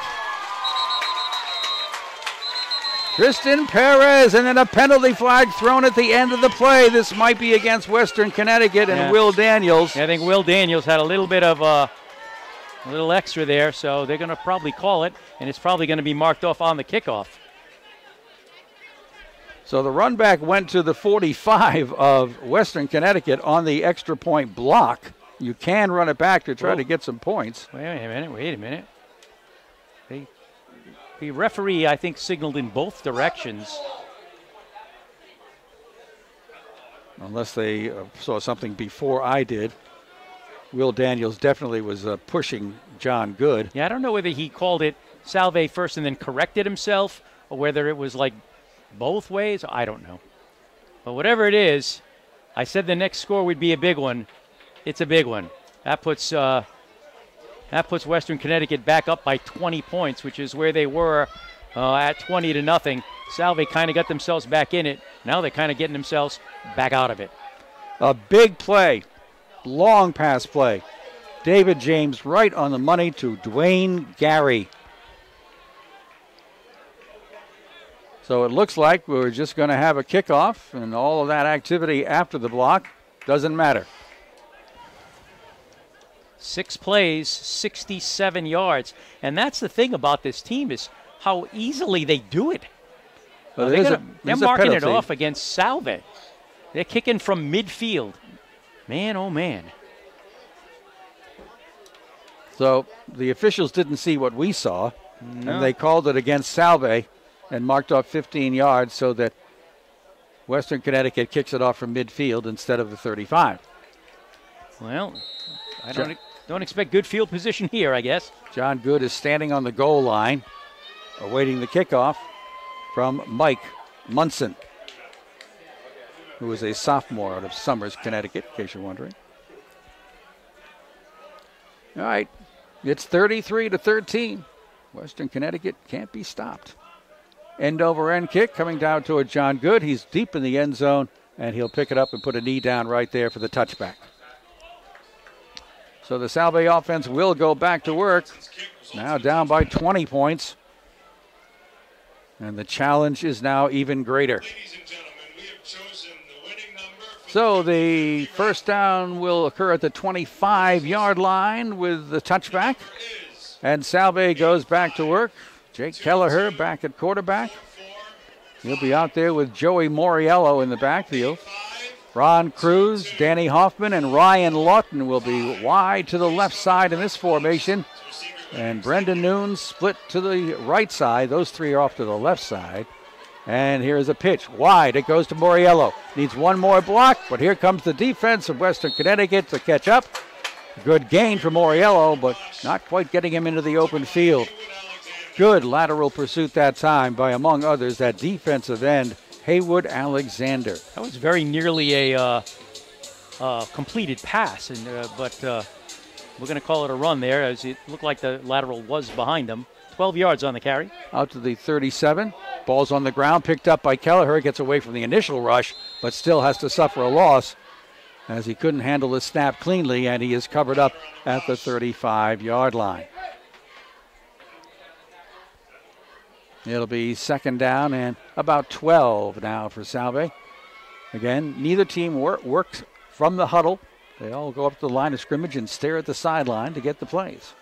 Shotgun, Kelleher throwing, near sideline, pass deflected, incomplete, intended for Danny Hoffman on the near sideline. So that'll bring up third down and 12. Salve trailing by 20, trying to get some first downs here, but this Western Connecticut defense, for the most part, has been able to stop the offense of Salve. Moriello alongside the shotgun quarterback, Jay Kelleher. Four-man front, snap. Kelleher looking, waiting, throwing long, and some contact. Penalty flags are all over the place as Ryan Lawton was trying to run a pattern, and he was just tackled by Deja Fitzpatrick on the far sideline. There was no other way to put that. He was tackled. So that'll be pass interference, and on third down and 12, that'll be enough to give Salve a first down as they march it out to the 48-yard line in Salve territory, and we move the chains. That was a weird 12-yard penalty.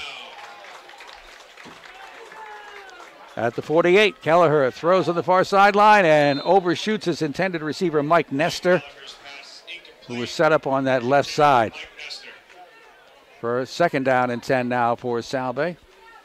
Deja Fitzpatrick, Derek Jones, and Kevin Maxson are three very talented linebackers over there for Western Connecticut. Equan Brooks and Tariq Odom are the cornerbacks. Jarrett DeVellis and Devin Smith are the safeties. Snap. Kelleher wanted to pitch, but decides to run the other way and gets tripped up in the backfield. And once again, Derek Jones comes firing in from his middle linebacker position to prevent Jake Kelleher from turning that right corner. He wanted to look left for a pitch, but too much defensive pressure. He was forced to run to the right. Ball is at the 46-yard line. It'll be third down and 12. What we need is another pass interference call here as trips go wide to the left side. Kelleher takes the snap, looking, waiting, throwing, and wide open is Ryan Lawton, but he is overthrown in front of the West Conn bench at the 40-yard line. Pressure applied to Jake, didn't give him really a chance to set that back foot, but his pass sailed over a wide open Ryan Lawton. And that's really been the difference, is that he just has not had time. He would like to go longer, but the best he can do is these short, quick passes because he doesn't have the time to let it go. Andrew Veer on to punt. DeVellis is back deep along with Dwayne Gary. And whistles are going to blow before the snap, and a timeout is called by Western Connecticut. And that's not Dwayne Gary, that's Will Daniels. All right, we'll take a 30-second timeout ourselves, and we'll be right back on WADK. Nothing beats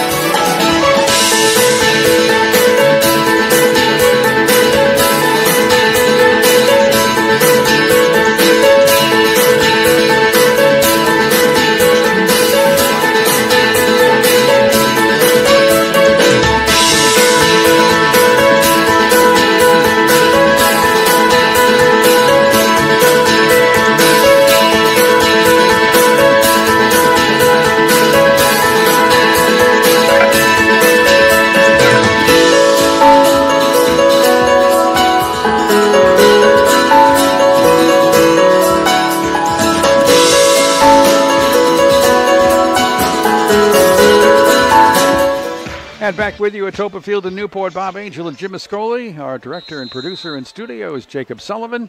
And we've got a punting situation here for Salve and Andrew Veer. Snap is there, and the punt will get away as the rush was put on. And this one is going to bounce right around the 35-yard line or so in Connecticut, Western Connecticut territory. They had 9 men up on the line of scrimmage, Westcon did, and they almost got to Andrew Veer. That'll be the 37 is where they'll start. So they've had much better field position this half. Last time they started at the 33, and 6 plays later they were in the end zone. So David James and this Colonial offense goes back to work, leading 33-13. We have 8:40 remaining here in the third quarter. In a game that is taking its time. It's starting to get a little bit dark. The lights are on at Toppa Field as we continue. James will fake it. Throw on the run, and it is going to be incomplete. Intended out here on the left flat for, let's see, that was intended for not Derek Jones, but Nick Kimball. Ball's incomplete. Brings up second down and 10. Now, how do you tell the difference between Derek Jones and Nick Kimball? Well, Derek has an X next to his name. Oh, okay. I mean, Nick does, so that makes him offense. Got it. And Derek is defense. There you go. Second and 10. At the 37. James gives it to Khalil Patterson, looking for a right place to run, and he found a little seam. Finally wrapped up by Matt Mesner, the linebacker, but not before Khalil gets himself about 6 or 7 yards. And they'll put it down at the 44-yard line. Pickup of 7. Third down and 3 here for the Colonials.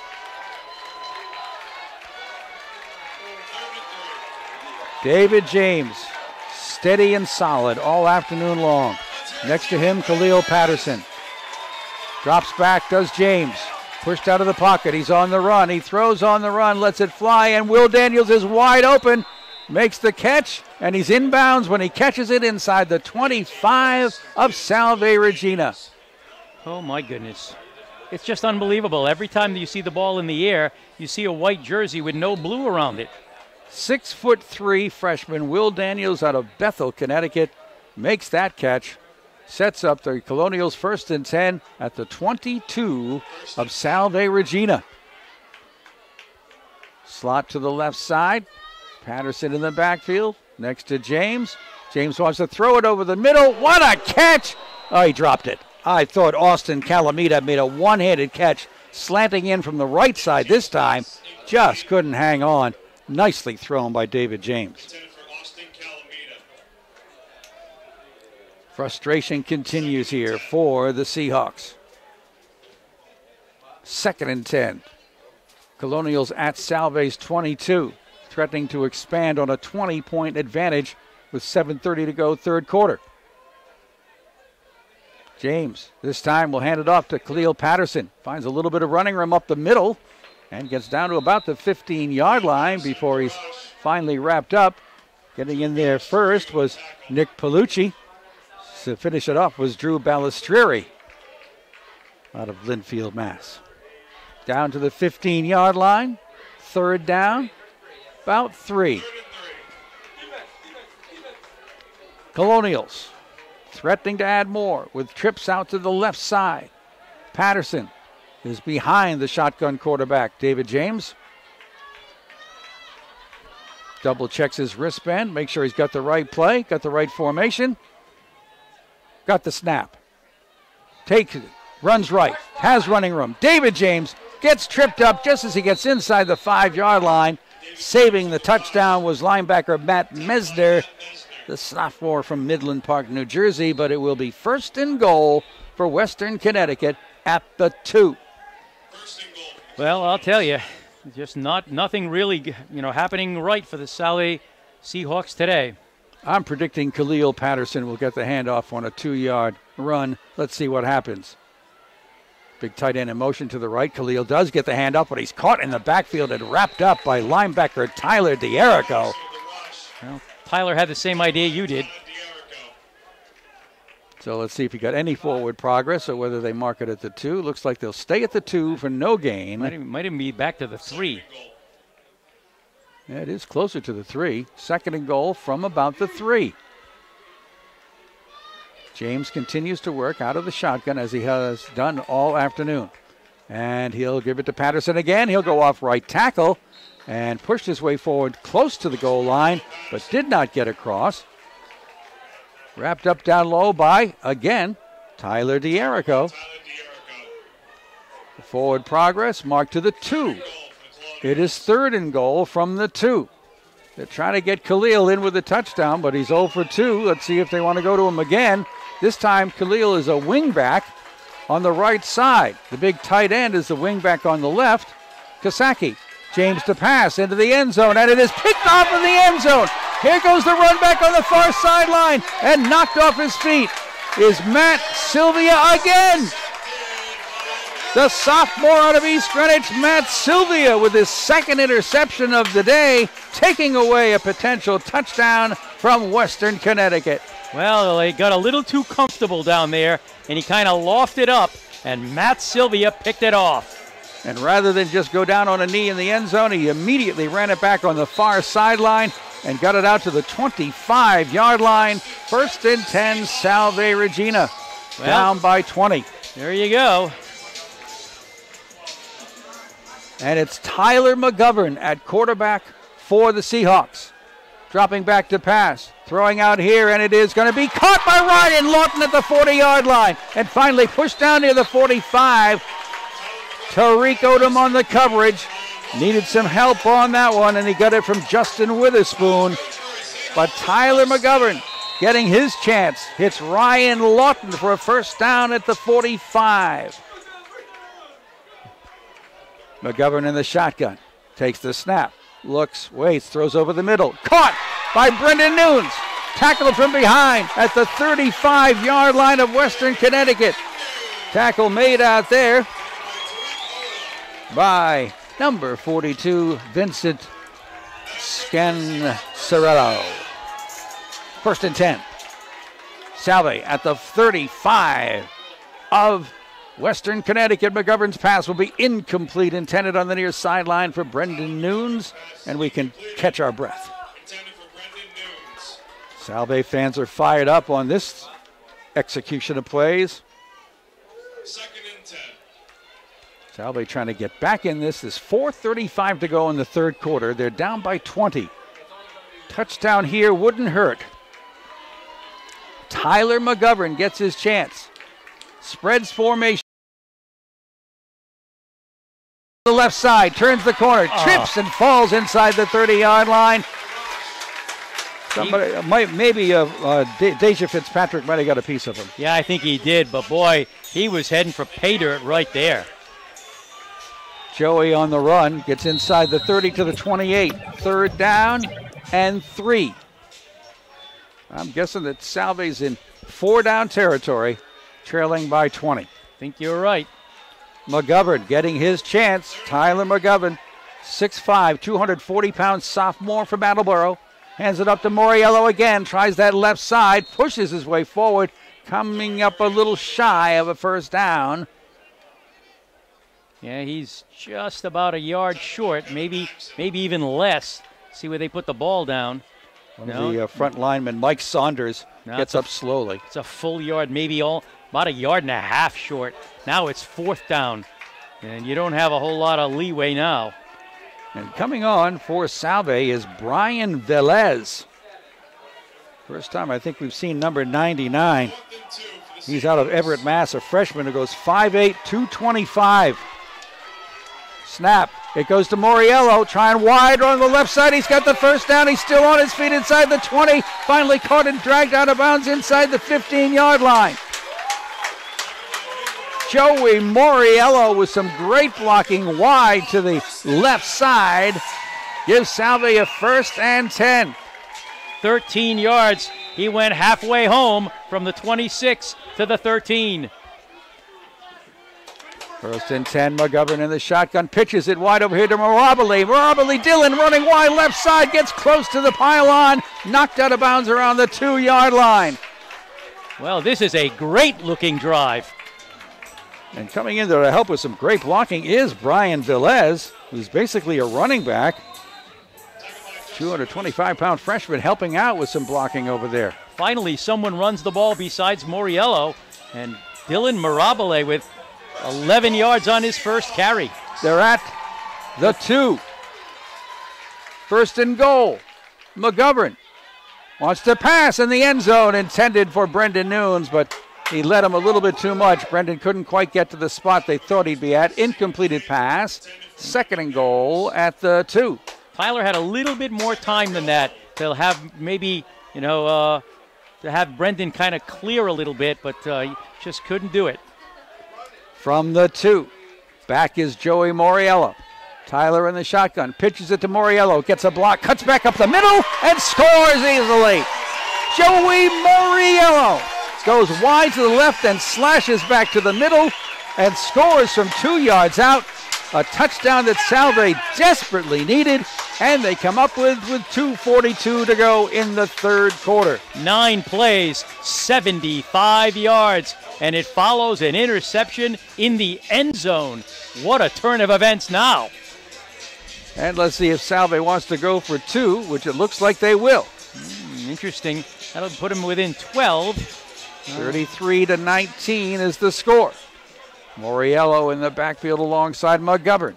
In the shotgun, takes the snap. Looking to the end zone, throws it to the corner. Ryan Lutno by himself. 2-point conversion in the right corner of the end zone. Everything going well that time around for Salve. They now trail 33-21. 2:42 to go. We're going to take a 30-second timeout right here. Napolitano and A1 Roofing of Newport, it's not just about roofing, it's about peace of mind. That's why all roofs installed by A1 are warranted. A1 Roofing is a GAF Master Elite Roofer, a distinction held by less than 2% of roofing companies nationwide. A1 Roofing, partnering with GAF, gives you a registered warranty within 4 weeks of completion. A name you trust. Peace of mind you appreciate. A1 Roofing Company, the only GAF Master Elite Roofing contractor in Rhode Island. 265-1019.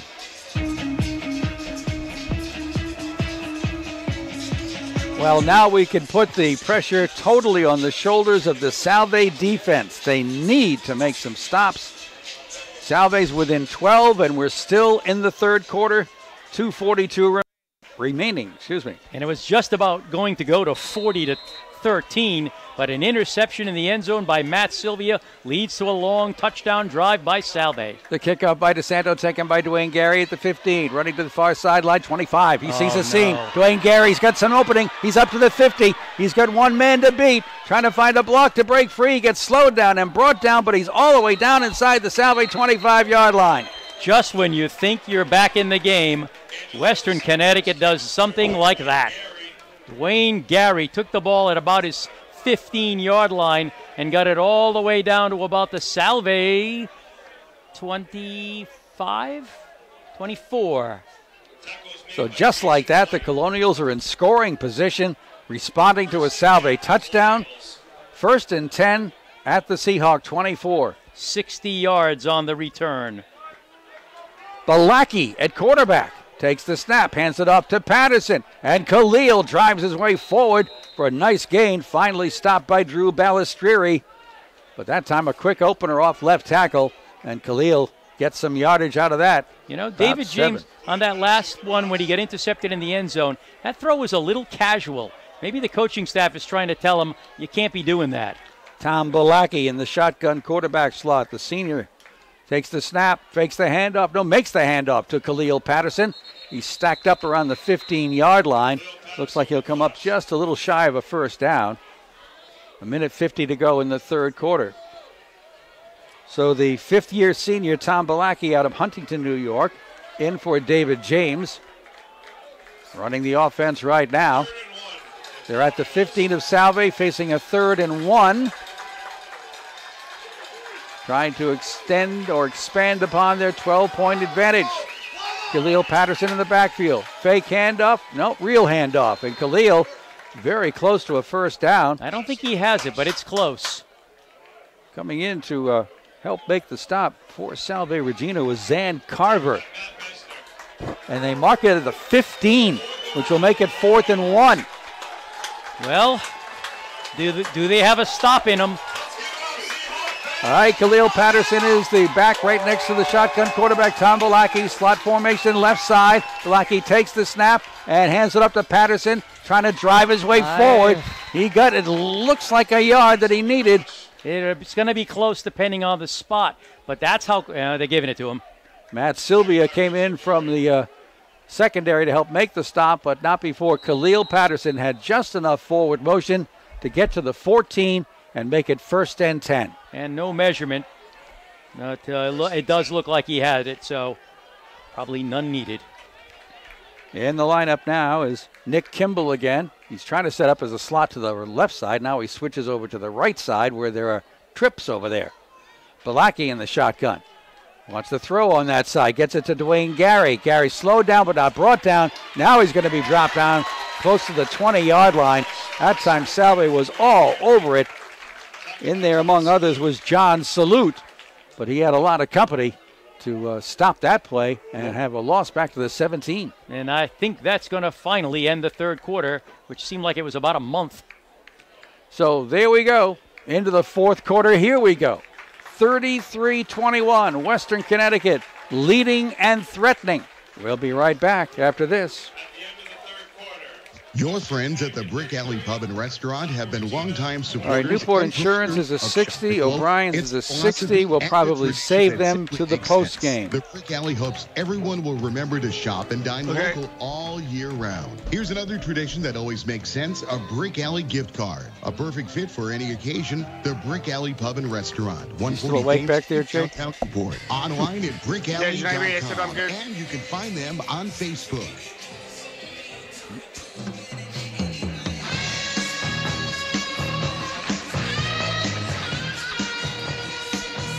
Well, if we're going to pass out some credit, why don't we give some credit to Salve for refusing to give up? Well, that is exactly what's happened. I mean, there have been numerous times in this game where they could have just, end of the first half, could have taken a knee, and they end up getting a Hail Mary pass for a touchdown. Here, they almost fell behind by 28 points or 27 points, but they intercepted in the end zone. Now, again, Western Connecticut in scoring territory, but Salve trying their darndest to hang tough. It's going to be 2nd down and 13. The ball at the 17 of Salve. Left to right now go the Colonials. Pretty much in front of us up here in the press box. Lights are on at Toppa. And to work we go to start the fourth quarter. And it's still Balaki running the offense now in the shotgun formation. Balaki will play fake, throw, caught, driving. It's once again Calamati, and he's pushing down close to the goal line. I think he has it. Did he get across? There is the indication. That's a touchdown for Austin Calamita. Took the pass about 3-4 yards downfield in the middle and just took some defenders with him just across the goal line. And just like that, again, Western Connecticut answers a Salve score with one of their own. And now they're up 39-21 on the first play of the fourth quarter. Extra point coming. The defense of Salve just cannot put the stops on this Colonial attack. Extra point attempt here from Mike Munson. Snap. Ball is down, kick is up, and is good. So, on one play into the fourth quarter, Western Connecticut adds another 7 points, and now they go up 40-21 over Salve Regina. And the challenge continues for the Seahawks to keep trying to score touchdowns and hope that somewhere along the way their defense can come up with some stops. By the way, just a reminder, don't forget, great dinners await at Fieldstones on East Main Road, Portsmouth, who serves lunch and dinner 7 days a week, while Atlantic Grill on Aquidneck Avenue in Middletown serves breakfast, lunch, and dinner 7 days a week. These are locally owned restaurants who offer great food in a casual family atmosphere, just right for any occasion. That's Fieldstones, East Main Road, Portsmouth, Atlantic Grill, Aquidneck Avenue in Middletown. Well, it doesn't matter who's at quarterback. Austin Calamita is going to find a way to score. He's got 3 touchdown catches on the day. He's caught 2 from David James, now 1 from Thomas Balaki. And right now, dare we say it again, Western New England in the driver's seat, seemingly seriously at this point, but Salve's responded before. All right, here's the kickoff from Munson. And it's a high end-over-end kick coming down to John Good at the 10-yard line. He's up to the 20 and met right there. That was a great open field tackle made by Western Connecticut. I think that was Quincy Barnes getting in there, or Justin Witherspoon, one of the two. See if they go back to Tyler McGovern. He's 2 for 4 for 40 yards. Tyler's not as mobile as Jake Kelleher, but he might be a little bit have an edge there in the passing department as far as accuracy goes. He is back in there. So Tyler, again, he's bigger than Jake, 6'5", 240 pounds, sophomore from Attleboro. Yeah, he looks like a little bit like a fullback, but he's shown a pretty good arm so far. Got Joey Moriello right beside him in the shotgun, trips to the left. McGovern wants to pass, throws it long over the middle, and in and out of the hands of the intended receiver. And that was a jarring hit that helped that ball come loose, as Pat Travers was the intended receiver, had it for a moment before he was hit hard from behind and took a tumble down to the turf. Yeah, he went up for it and just had a defender right in his back, and he flipped over the defender, and the ball came loose. 2nd and 10 at the 20-yard line. That's what happens when you come across the middle of the field. Trips to the left. McGovern in the shotgun, back to pass. Pump fakes, now drops it off to Moriello. Moriello trying to put on speed, 25, stays on his feet, 30, puts his head down and finally brought down. I don't know. He was out of play. He was out of bounds and he got slammed to the turf. That's right in front of the coaching staff. Kevin Maxson, the linebacker and top tackler on this team, with a hard hit on Moriello, but Joey gets right back up. Pickup of 13 and a first down. And now Joey will hang on the sidelines for this play at least. Nobody in the backfield but McGovern. Trips to the right side, doubles to the left. Quick pass, slant pattern, dropped by Travers. That'll bring up second down. Pat this time had set up on the right, just went down about 3 yards and turned around and just couldn't hang on. 2nd down and 10. The ball is at the 33 of Salve. Trips out to that right side again. Single wide to the left is Cruz. McGovern looking, fits it to Nestor. Nestor catches it at the 40. That'll be about 3 yards shy of a first down. He's covered up immediately as Jared DeBellis comes in to help make the stop from his safety position. Early fourth quarter action, Salve trailing 40-21. Tyler McGovern has taken over the quarterback slot from Jake Kelleher late in the third quarter, early in the fourth quarter. Trips to the right. 3rd down, about 3. Snap, pitch, goes to Moriello, turns the corner, gets the first down. Right in front of his own bench over the 45-yard line, Joey Moriello. He loves to turn that speed on when he sees that opening.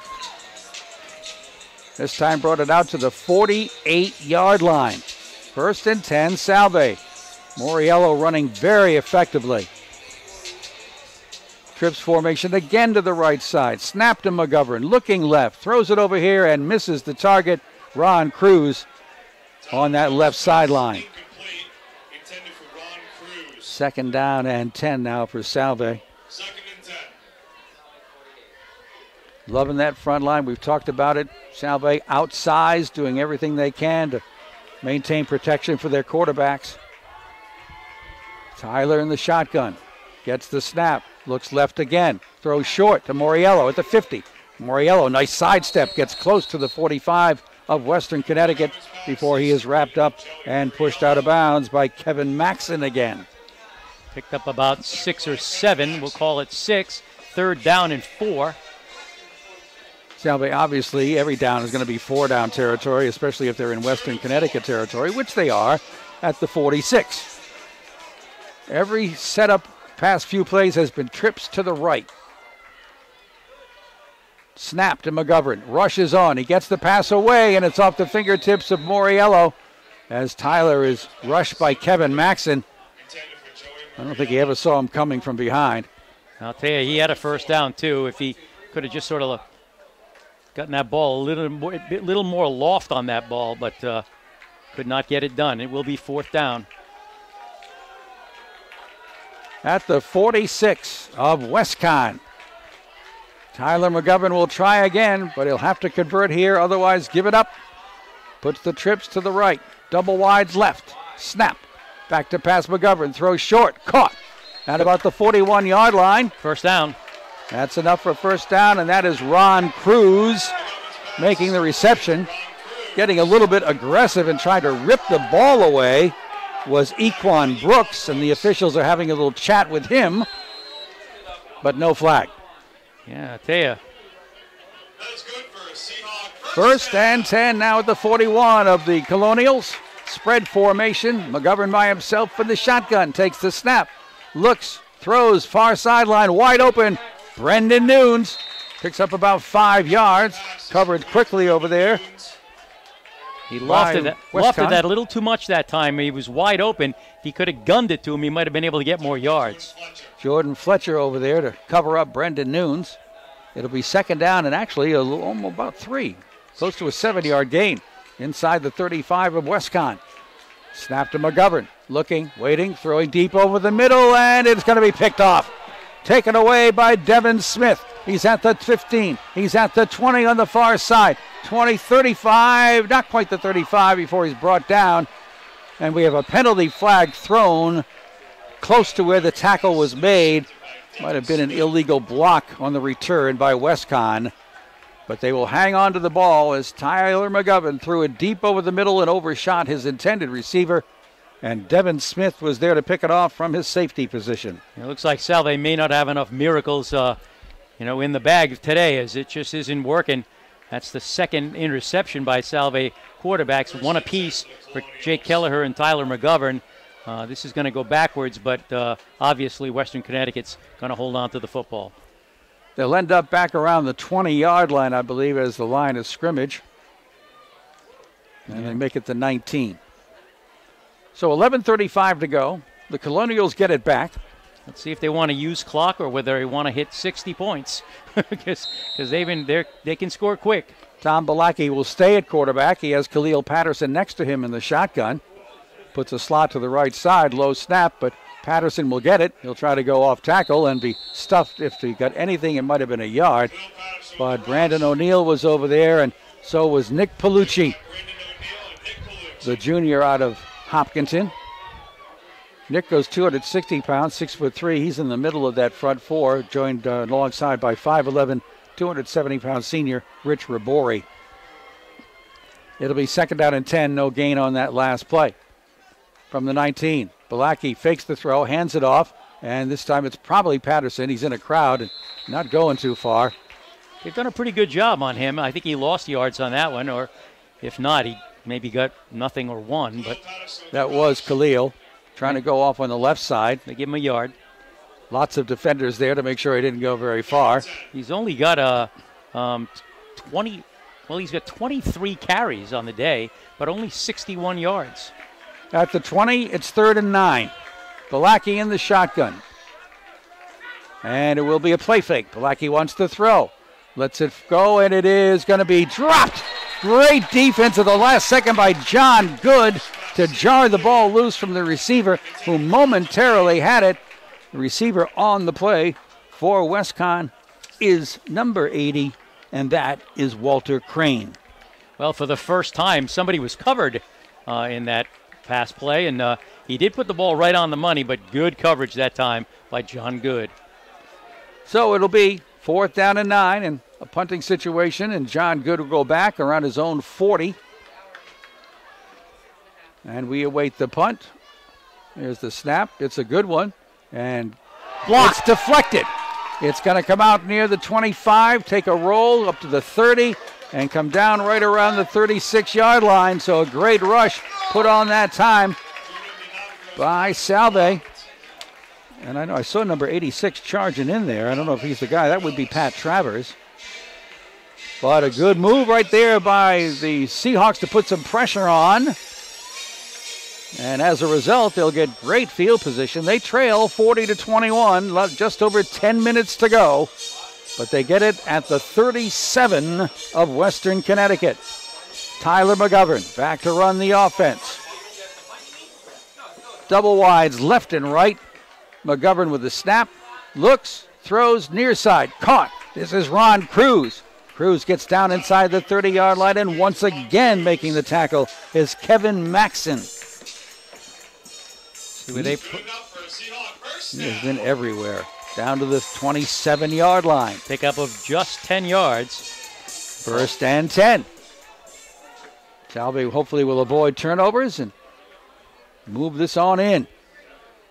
They're going to put trips on the right side over there with Hoffman and Lawton and Brendan Nunes.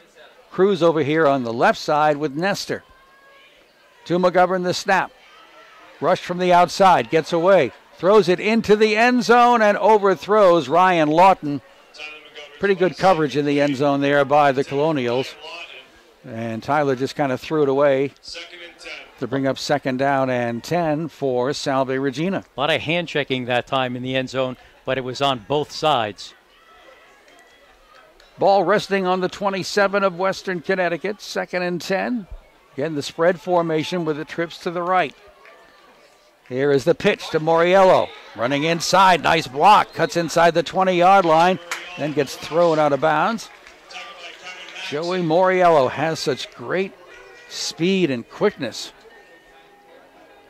And he moves that ball forward inside the 20 to the 19-yard line to set up a 3rd down and about 2. 4-down territory here for Salve. Coming in to help out on that line of scrimmage, Josh Judy for Salve Regina. Working up on the left side of that front line. From the 19, McGovern takes the snap. Throws long toward Cruz, incomplete, just slightly overthrown. Good coverage out there on Cruz. Little surprising that they would go to the air on 3rd and 2. Now it puts them in a 4th down situation, which is always a little tougher. At the 19-yard line. Coverage on that play by Richard Washington. Okay, that little pitch to Moriello has worked fairly well tonight. 4th and 2, and there it is. Pitch to Moriello. Cuts inside, tries to drive forward, but he didn't get enough. Not that time. It wasn't there on the outside, so he tried to cut it inside a little bit and came up short. And Salve will turn it over on downs with less than 9 minutes to go in the game. Actually lost a yard on that play back to the 20. So now let's see if Western Connecticut will try to run clock. They haven't really done that. So it will be 1st and 10 at the 20-yard line of Western Connecticut. They are going left to right as we look down. It's getting dark. The lights are on here at Toppa Field. And it's 1st and 10 with Tom Balaki back at quarterback. Trips come out to the right side in this formation. Balaki hands it off, and this is Patterson trying to drive his way forward. He's stacked up initially by Nick Palucci, and then a whole bunch of other Seahawks in there. And a penalty flag is thrown as the play is blown dead. Let's see who the guilty party is here. Well, Salve may very well be frustrated because they've been frustrated all evening. Conversation between the referee, Bill Goslin, and two of his cohorts. Penalty flag was right at the 20-yard line. Long discussion going on here. Personal foul, face mask, Salve.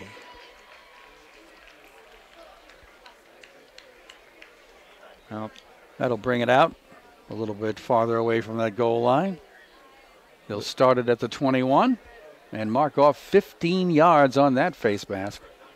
And Western Conn is out to the 37-yard line, 1st and 10. Started at the 21. Now, are they changing their minds? I do not know. Is it a 5-yard face mask penalty? Now they're down to the 22. What's that all about? I'm very confused. They haven't moved the chains yet, but the ball is at the 22. And they're calling it a first down. And they're calling it a first down. And it started at the 20. I don't know. And back to passes Balaki, and he's wrapped up by Matt Mester and hauled down for a sack. Matt had an open shot at Tom Balaki, and the sophomore linebacker from Midland Park, New Jersey, made it count. Said, if you were going to get greedy here, I'm going to stop it. So from the 22, he gets back to the 18, a loss of 4. It'll be 2nd down, about 14 now. Clock is running, but it's still over 8 minutes to go with WestConn up by 19. Balaki hands it off. There's an opening. Patterson spins away from one hit and gets out to about the 25-yard line. He's finally brought down. Drew Balistrieri and Matt Sylvia in on the stop. Patterson running very effectively on that particular play. Gets it out to the 25 and sets up a 3rd down and about 8. Tom Balaki at the quarterback controls. He works in the shotgun just like James did before him. Puts trips out to the right side. Drops back to pass, being rushed. Can't get away from the rush, and he's hauled down. Charging in from the outside wing was Matt Sylvia, I believe. Or nope, it was Brandon O'Neill. 10-yard loss on the sack. Brandon O'Neill from his defensive end slot twirls around Tom Balaki and brings him down back at the 15. Oof. So a good stand that time by the Salve defense, forcing a punt that will come from about the goal line. And John Good is hanging around midfield to see what he can do. We'll certainly hope that Johnny be good. Here's the snap, and he gets it away. I don't know how that wasn't blocked. It bounces up in the air and will roll and be stopped at the 41-yard line in WestConn territory. Salve getting good pressure on the last couple of punts. They blocked the last one. They nearly blocked that one. And even without the block, they're going to start at the Western Connecticut 41. Last time it was the 37.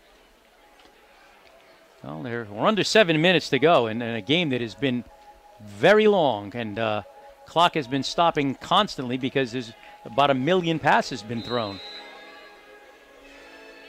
All right. 1st and 10, Salve. Tyler McGovern goes back to work. Puts trips out to the right side. Moriello next to him. Back to pass McGovern. Being rushed. Drops it down and dropped by Moriello. 5 yards downfield in the middle. That was the 84th pass of the game. That's total, right? That's yeah. just okay. Both teams. Just making sure. Yep, 84 passes today. If you're wondering why we still have 7 minutes to go, almost 3 hours in. 2nd down and 10. McGovern working hard, relieving Jake Kelleher. Back to pass. Jumps it down again and misses. Wow, there's holding right there. There's a penalty flag, and he agrees. Goodness gracious. Way to officiate, Ascoli. Oh, I mean, we've seen a few things that haven't been called. That time, finally, that flag came out, and the coach was just screaming on the sidelines. Joey Moriello was trying to break free a few yards downfield, but couldn't go anywhere because somebody had hold of him. So there will be a pass interference call. Oh, that's interesting. That was the indication from Bill Goslin. Wow. I don't see. I'm not sure I understand what's going on. They've moved the ball 1 yard forward. and called it a first down. I'm confused. It's at the 40-yard line. McGovern takes the snap, throws it, and in and out of the hands of the intended receiver on the near sideline. That was Ron Cruz. He's had a couple of drops here this afternoon, but he's also got a touchdown reception. Yeah, so right. now 2nd and 10. Boy, it's just been... I'm going to have to figure out what the heck that penalty was. They went for a 1-yard penalty. Yeah, it's hard to figure out. Very confusing. And they changed the down to, it was first down, but my goodness. 2nd and 10 at the WestConn 40. McGovern back to pass. Drops it down to Danny Hoffman. Spins away from one hit, but can't break away from a second hit. That'll be a very short gain. And once again, involved in the tackle is Kevin Maxson, helped out by Haywood Alexander. The gain on that pass was a yard. It'll be 3rd and 9 at the 39 of the Colonials. 40-21 is the WestConn lead with just over 6 minutes remaining. McGovern looking to the sideline to get the signal. He's in the shotgun. He's all by himself in the backfield. Throws over here, near side, throws behind Mike Nestor, the intended receiver who was wide open at the 30-yard line, but it goes incomplete. And that will set up a 4th and 9 for Salve. Trying to put some more points on the board here with less than 6 minutes to go. That was the 87th pass of the game. Will we reach 100? I don't know, but every time you say that, I get more tired. All right, let's see what Salve comes up with on 4th and 9 at the 39 of Western Connecticut. Well, Tyler's going to have to get that ball right on the hands. He's been a little bit behind his receivers lately. 4-man rush. McGovern from behind is caught, flips it out over here. Caught by Hoffman, gets away from one tackle, trying to go forward to the 30 and got down close to the 30-yard line. That's a first down if it's the 30, I think. Depends on where they mark his forward progress. Well, Salve needs a break here. Looks like he's just shy of the 30. He really does. He really worked hard on that one, too. And they say first down, WestConn. Boy. Danny Hoffman trying to get that last yard. And Danny's not a big guy, 5'6", 160 pounds, being tackled by 250-pounders. Just couldn't get that last yard. So Salve turns the ball over, and taking it over at the 31 is WestConn. So we'll try to use up as much of this 5 minutes and 47 seconds as they can, sporting that 19-point advantage. All right, Tom Balaki in the shotgun formation goes back to work and hands it off, this time to Dwayne Gray, and Dwayne Gray will drive out to about the 35-yard line and be stopped right there. It's Matt Messner in again on the stop. And the ball is at the 35-yard line, a gain of 4. 2nd down and 6. I cannot imagine the Colonials want to put this ball up for any reason. No, there really isn't any reason unless they're trying to stick it to Salve, which I don't think is going to happen. Trips out wide to the left, and the pass is knocked down. They did play fake and try a pass, but Tyler D'Erico has said there's nothing going on there, pal. Jumped up and blocked that pass attempt and stops the clock with 5:08 to go. Well, there you have it. They're not going to just settle for moving clock. They're going to try to throw. And that time the Salve defense said, Key play there by Tyler D'Erico.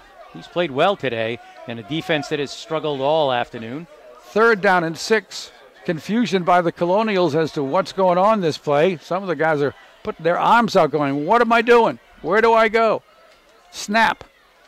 And looking for some room is Balaki. He's caught. He's brought down by Brandon O'Neill. Initial pressure by Tyler D'Erico. And another sack for Salve. And that'll force the Colonials to punt again from deep in their own territory as the loss goes back to the 27-yard line. Timeout call by Salve Regina. 4:44 to go. We'll take a timeout of 30 seconds right here on WADK. Newport Propane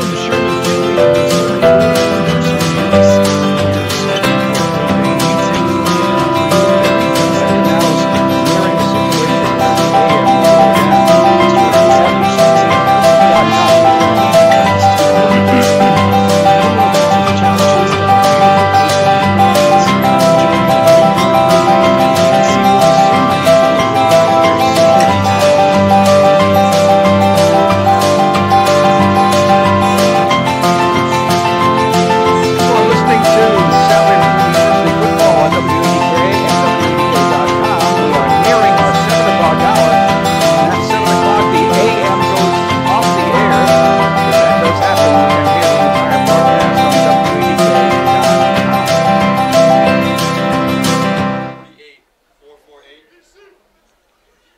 once we adjust the scoreboard clock to 4:48 instead of 4:44, a punt will happen from the Western Connecticut Forces. I think if I'm the officials, I'm letting that 4 seconds go. All right, we are awaiting the punt here. And back is John Good at his own 35-yard line. Punt will go from left to right. Good snap, and the kick is away. High over-end kick, and John Good makes a fair catch at the 38-yard line. So it looks like at the 39-yard line where Salve will start this offensive series. And with only 4:43 to go, Salve just wants to do something positive to finish off this game. So, 1st and 10 it is for the Seahawks. Going with McGovern still, Tyler McGovern. So far he is 10 for 20 for 98 yards, but he's been intercepted once. From his own 39, Tyler in the shotgun puts the trips out to the right side and hands it off. Straight ahead off tackle, I think that's Moriello. And he'll be credited with about 4 yards or so. And they mark it at the 42. It's a pickup of 3. 2nd down and 7. Spread formation as usual with 3 wides right, 2 wides left. McGovern a quick pass over the middle, caught by Danny Hoffman. Turns to go to the near sideline, turns on the speed, and gets pushed out of bounds inside the 45 of Western Connecticut. Danny out of Trumbull, Connecticut, only 5'6", showing how fast he can go in the open field. Forward progress to the 44 of the Colonials. Tyler McGovern back to pass, drops it off short, and this one's caught by Moriello. Moriello's held by the jersey, twirled around by the ever-present Kevin Maxson. So make sure Joey didn't get away. So that's forward progress inside the 40-yard line to the 39. 2nd down, about 5.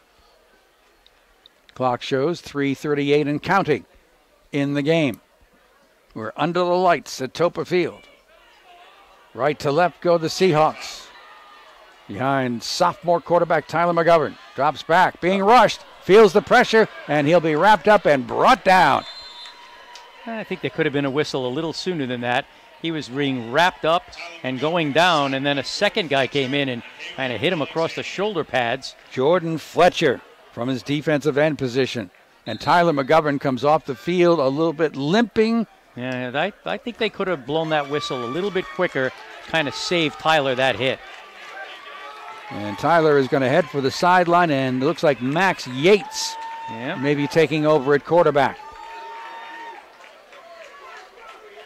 The sack dropped him back to the 46-yard line. It is 3rd down and about 12. Max Yates wants to pass. Throws short. Got the pattern wrong, threw behind the intended receiver, Ron Cruz. And that'll stop the clock with just under 3 minutes to go. Max Yates getting his chance at quarterback, a 6'1", 145-pound junior from Pinehurst, North Carolina. 6'1", 145. Wow. He's a thin person. That is slight. And he's in the shotgun formation, now facing a 4th down and long at the 46 of West Conn. Yates being rushed, trying to pass. Ball comes loose. It's not Pile up right there. Not going to matter who has it. It'll be West Conn's ball, but it was a 4th down play, and Max was just buried by the West Conn defense. Well, with 2:50 to go, and Salve down 19 points. I mean, they've been out of it for most of this quarter. It is now as probably close to official as you can make it. If you want to hear our post-game activity, we have a flag. We can go to WADK.com in about 2 or 3 minutes. The penalty flag is resting at the 49-yard line in West Conn territory, and it is unsportsmanlike against the Colonials. Hey, they've been, really both sides have been a little bit chippy this afternoon. It's been a tough one for really both sides in a way. 40-21. Westcon with the lead.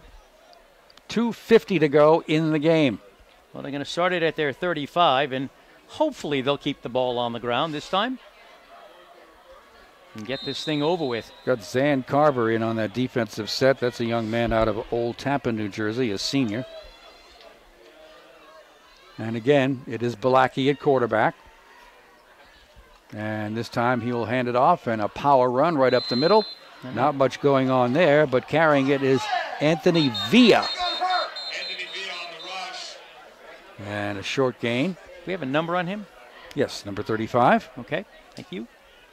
5'10", 250-pound junior from Washingtonville, New York. So it'll be second down. There was a flag. There was? Oh, Yeah. okay. And again, it's going backwards again, I think. Again, I want to reiterate the fact that WADK-AM 1540 going off the air at 7. The rest of the game will be carried live and continued live on WADK.com. So a 15-yard penalty against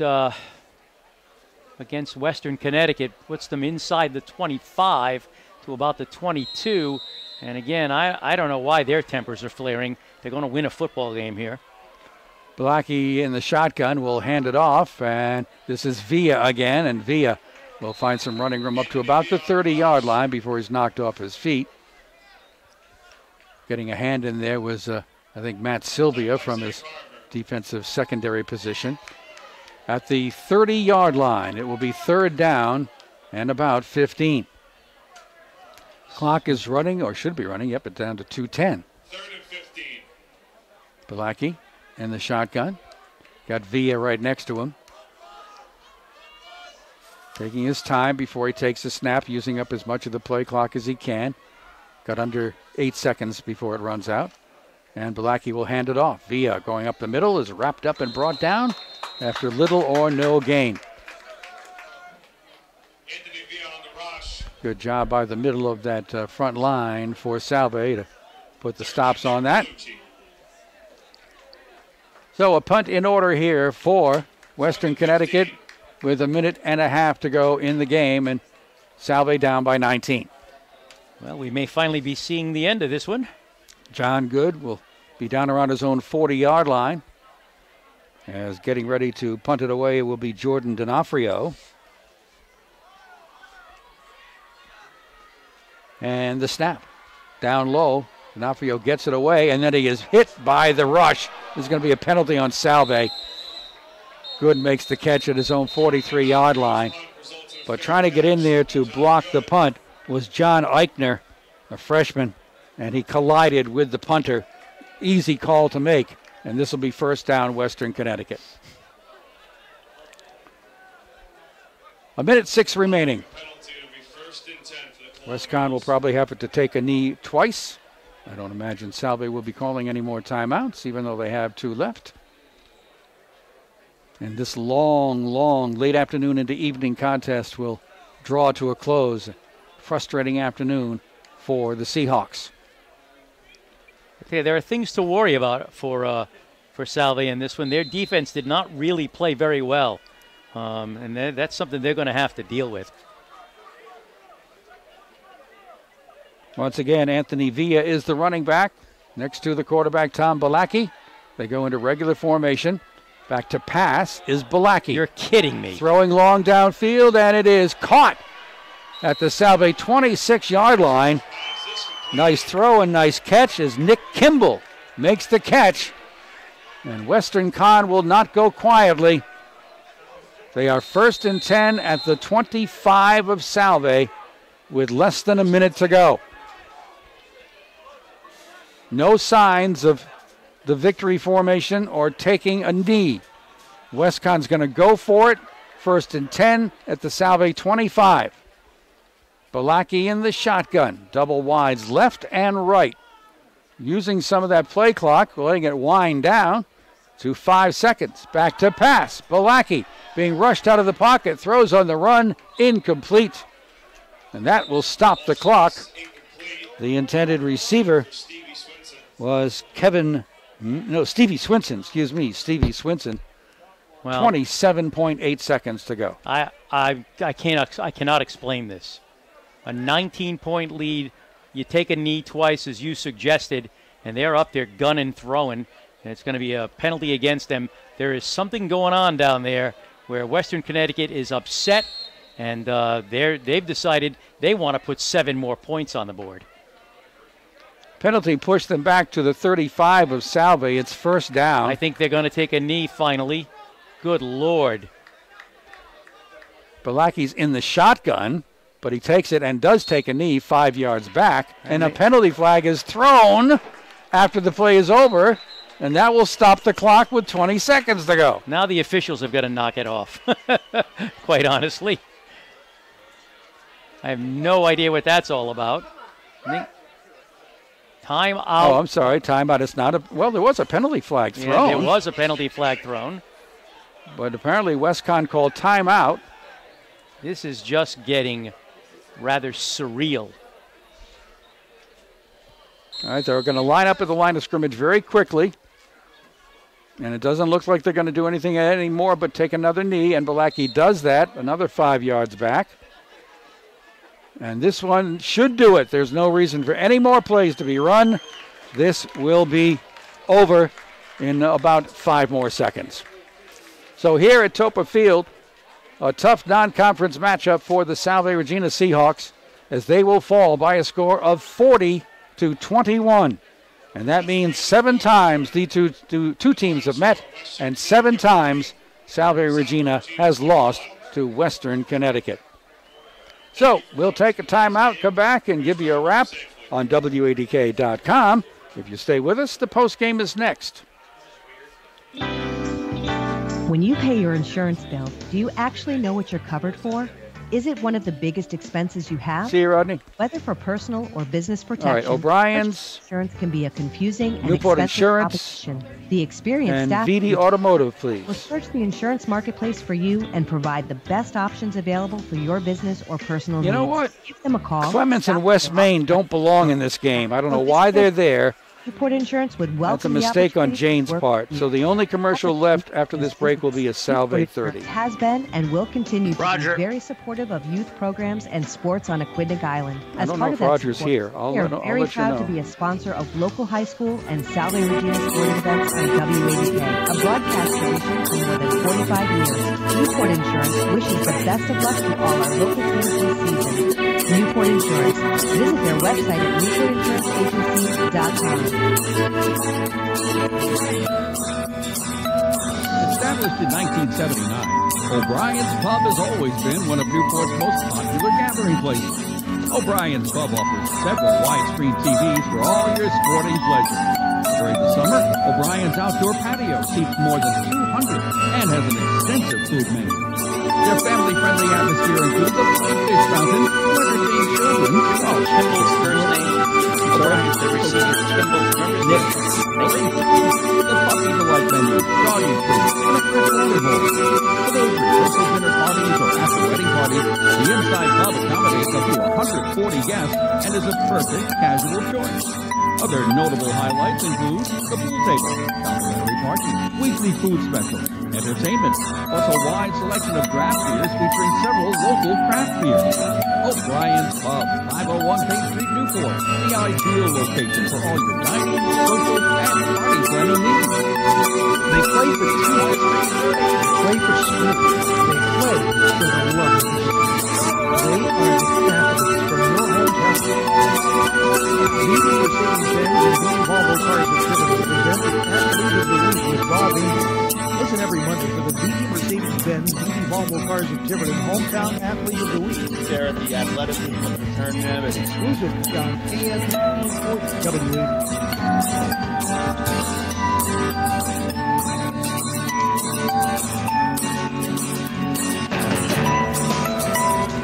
And back with you here at Toppa Field. This one is in the books. Western Connecticut remains undefeated, goes to 3-0 as they defeat Salve 40-21. Salve goes to 2-2 on the season and headed for their conference schedule for the rest of the season. This one was pretty much taken charge of early by Western Connecticut. Salve kept fighting back, but the problem was their defense could not solve this Western Connecticut offense. And every time they put something up on the board, West Conn had it answered. And the end result, a 40-21 victory. Let's recap the scoring. Yeah, that's about as good a summation as you're going to get. That's exactly how it went. Western Connecticut got the first 3 scores on the board with 7:47 left to go in the first quarter. They finished a 10-play, 87-yard drive. Khalil Patterson with a 13-yard run. The kick was good, and it was 7-0 Western Connecticut. In the second quarter, with 11:59 to go, they put together a 12-play, 89-yard drive. Austin Calamita, 9-yard catch from David James. There was a 4th down conversion in both of those opening drives, and it was 14-0. And then really a big play as Jake Kelleher went back to throw. He was intercepted by Troy Thomas of Western Connecticut, who went 60 yards with the interception return for the touchdown. The extra point kick was blocked, and it was 20-0. But a crazy final minute of the first half. With 56 seconds left to go, Salve finished an 11-play, 61-yard drive. Ron Cruz with a 19-yard catch from Kelleher. The kick was no good, but Salve was on the board 20-6. But I'll tell you, Western Connecticut just wasn't going to roll over, as 24 seconds later, they finished a 3-play, 65-yard drive. Austin Calamita, a 30-yard pass from James. The kick was good. It was 27-6, but then Salve wasn't going to take no for an answer, because with no time left on the clock, they threw up a Hail Mary pass that was caught in the end zone by Danny Hoffman. It was a 35-yard catch from Kelleher. The kick was good, and it was 27-13 at halftime. And you got the feeling that the first score was going to be the big one. And unfortunately for Salve, it was West Conn that got it. With 10:37 left to go in the third period, they put together a 6-play, 67-yard drive. Dwayne Gary took a 33-yard touchdown pass from James. The kick was blocked, and it was 33-13. But again, Western Connecticut got down deep, and it looked like they were going to go in the end zone again, but there was an interception in the end zone by Matt Sylvia, who ran it out to the 25-yard line, and then 9 plays later, Salve was in the end zone as Joey Moriello had a 2-yard run to complete that 75-yard drive. The conversion was good. Salve looked to be in business at 33-21, but the only score after that came early in the fourth quarter. 14:51 left to go. Western Connecticut put together a 6-play, 24-yard drive after a 60-yard kickoff return by Gary. Austin Calamita took a 17-yard touchdown pass from Balaki, and that made it, the kick was good, that made it 40-21. That is your final. Individual numbers for Salve. Joey Moriello, 19 carries, 94 yards, 4.7 yards a carry. Dylan Mirabile had 1 carry for 11 yards, and that was pretty much it on the ground.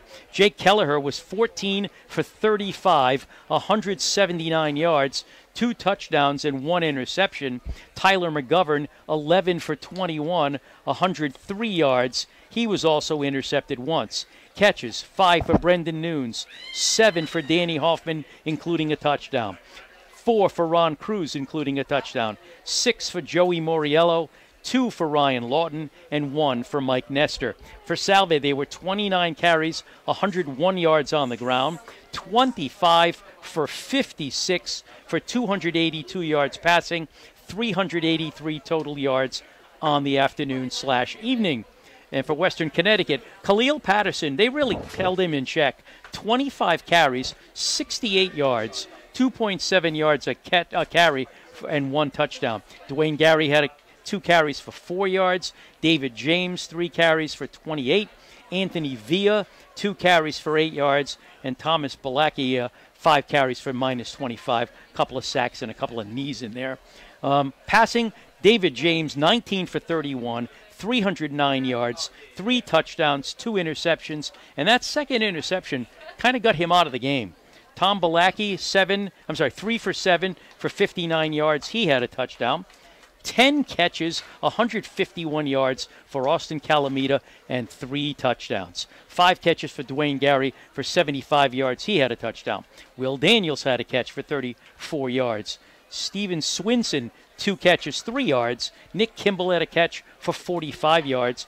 Lucas D'Souza had a catch for 9. And Alexander Kosecki, 2 catches for 51 yards.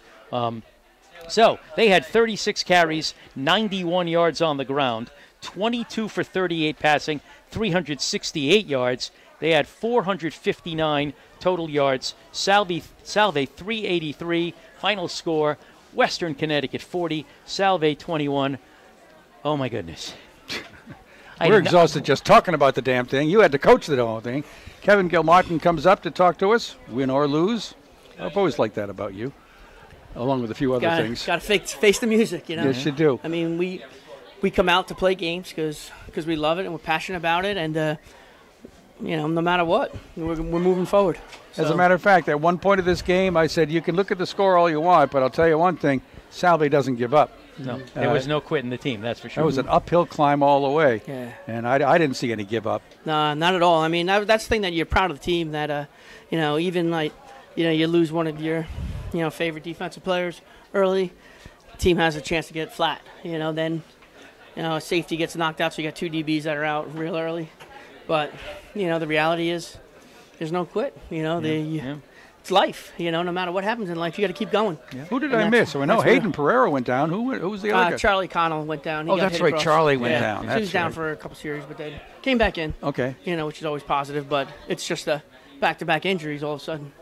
Team has a chance to get deflated. How much of this is dictated by the size of WestConn? Was that too much for you to deal with? I don't think it was too much. I mean, they're a good physical team, you know, and that's what you expect going into the game. But at the same time, you expect to make the plays. And sometimes, you know, our guys were slightly out of position, and that's where it hit. I mean, he breaks up. He makes a great play, and then he basically, because the way he's twisting, he hurts his ankle on that. You know, I mean, that's the sad state of, you know, performing athletics. You know, you never know when it could happen. It could happen at any point in time. It could happen stepping off a curb, for all we know. On too many occasions, we described a wide-open WestConn receiver. Yeah. That's a little work to be done, maybe? Or no, I think that's just poor announcing.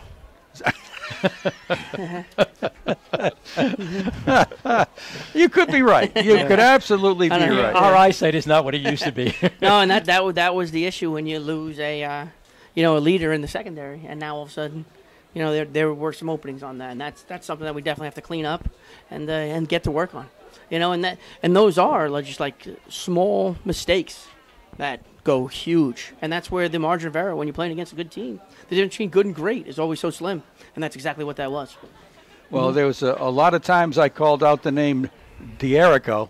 I thought he had himself a pretty damn good game, all things considered, despite the point total. Right, and I mean, one thing that was very different from this game from the other games, you know, before you get to the linebackers is you know, our defensive line was held in check, you know, and that's something that hasn't happened, you know, in previous games. Yeah, usually you bother a quarterback. Exactly. And just a little too much time today. Right, and so they were spending a lot of time on the defensive ends and the D tackles. So because that frees up the linebackers, and there was no Quentin Tyler. There's no doubt about it. That's why he is who he is. Yeah, and I couldn't. There's so many times that we're talking about, you know, that you get the points on the board, and then WestConn turns around and responds right away. And that's kind of deflating. I don't know. Right, and that's you keep coming back, but you always say you want momentum on your side, you know, and that's what, you know, good quality teams do is they try to get the momentum back, and they did, you know. I thought the interception return and then the kickoff return were killers. Oh yeah. That first interception return for a touchdown, I mean, that was gross. Yeah. You know, I mean, good athletic play by the kid, but gross by us. Yeah. The kickoff return. You know, I mean, we got some momentum coming back, and then a big kickoff return. And that's where, you know, and now the defense is backed up, and you saw it as they were running out there. They were like, we got this. So they were trying to rally, you know. Yeah. Unfortunately, you know, sometimes it doesn't happen. As one coach has been quoted as saying, next man up, I think an illustration of that would be Joey Moriello. After Ronnie Martin went down, this kid named Moriello shows up. And he's impressive as hell. I love watching him. Yeah, he's a great player, great football player. He's only a freshman, you know, and he's gonna keep getting better. You know, at the same time, you know, I mean, wish we could have, you know, gave him a little more openings. But the thing is that, you know, when you're behind, you got to really open it up a little bit more. And I mean, but at the same time, I think he had almost 100 yards rushing and probably about 40, 50 yards receiving. 94? 94 yards rushing. Yeah. And receiving. Offensively, 50. You're close to 400 yards. Yeah, he had 53 yards receiving and 94 rushing, so that's a good day. There was some offense, but not quite enough defense. Right. And you might need a little bit of that next week. Absolutely. You got your hands full again next week. Now we go into conference play, and, of course, right off the bat, you get Western New England. Right. Congratulations on that matchup. Absolutely. That's what you want. You want to play, that's they're the defending champion of the conference, and we're starting conference play, so why not start with them? I kind of like the fact that Western New England was a preseason pick number 1. I really like the number 2 pick for the preseason poll. It was nice, yeah. You think you earned that? Nah, preseason polls are polls. Yeah. That's the tough thing about polls. It's people's opinions, but you gotta get out in the field and play. Well, next week you get to host Western New England. Got some work to do. I've got a feeling you're up to the challenge. I hope so. Let's go to work. Yeah. Tough afternoon, but we look forward to next Saturday. Absolutely. Thank you. Have a great day. Kevin, thanks for Take care. Thanks for insulting the announcer. Yeah, right. Hey, I'm there for you anytime. Okay. All right, we're going to take a last time out and wrap it up here at Toppa Field. Stay with us. A new weekly video feature from Salve Regina Athletics.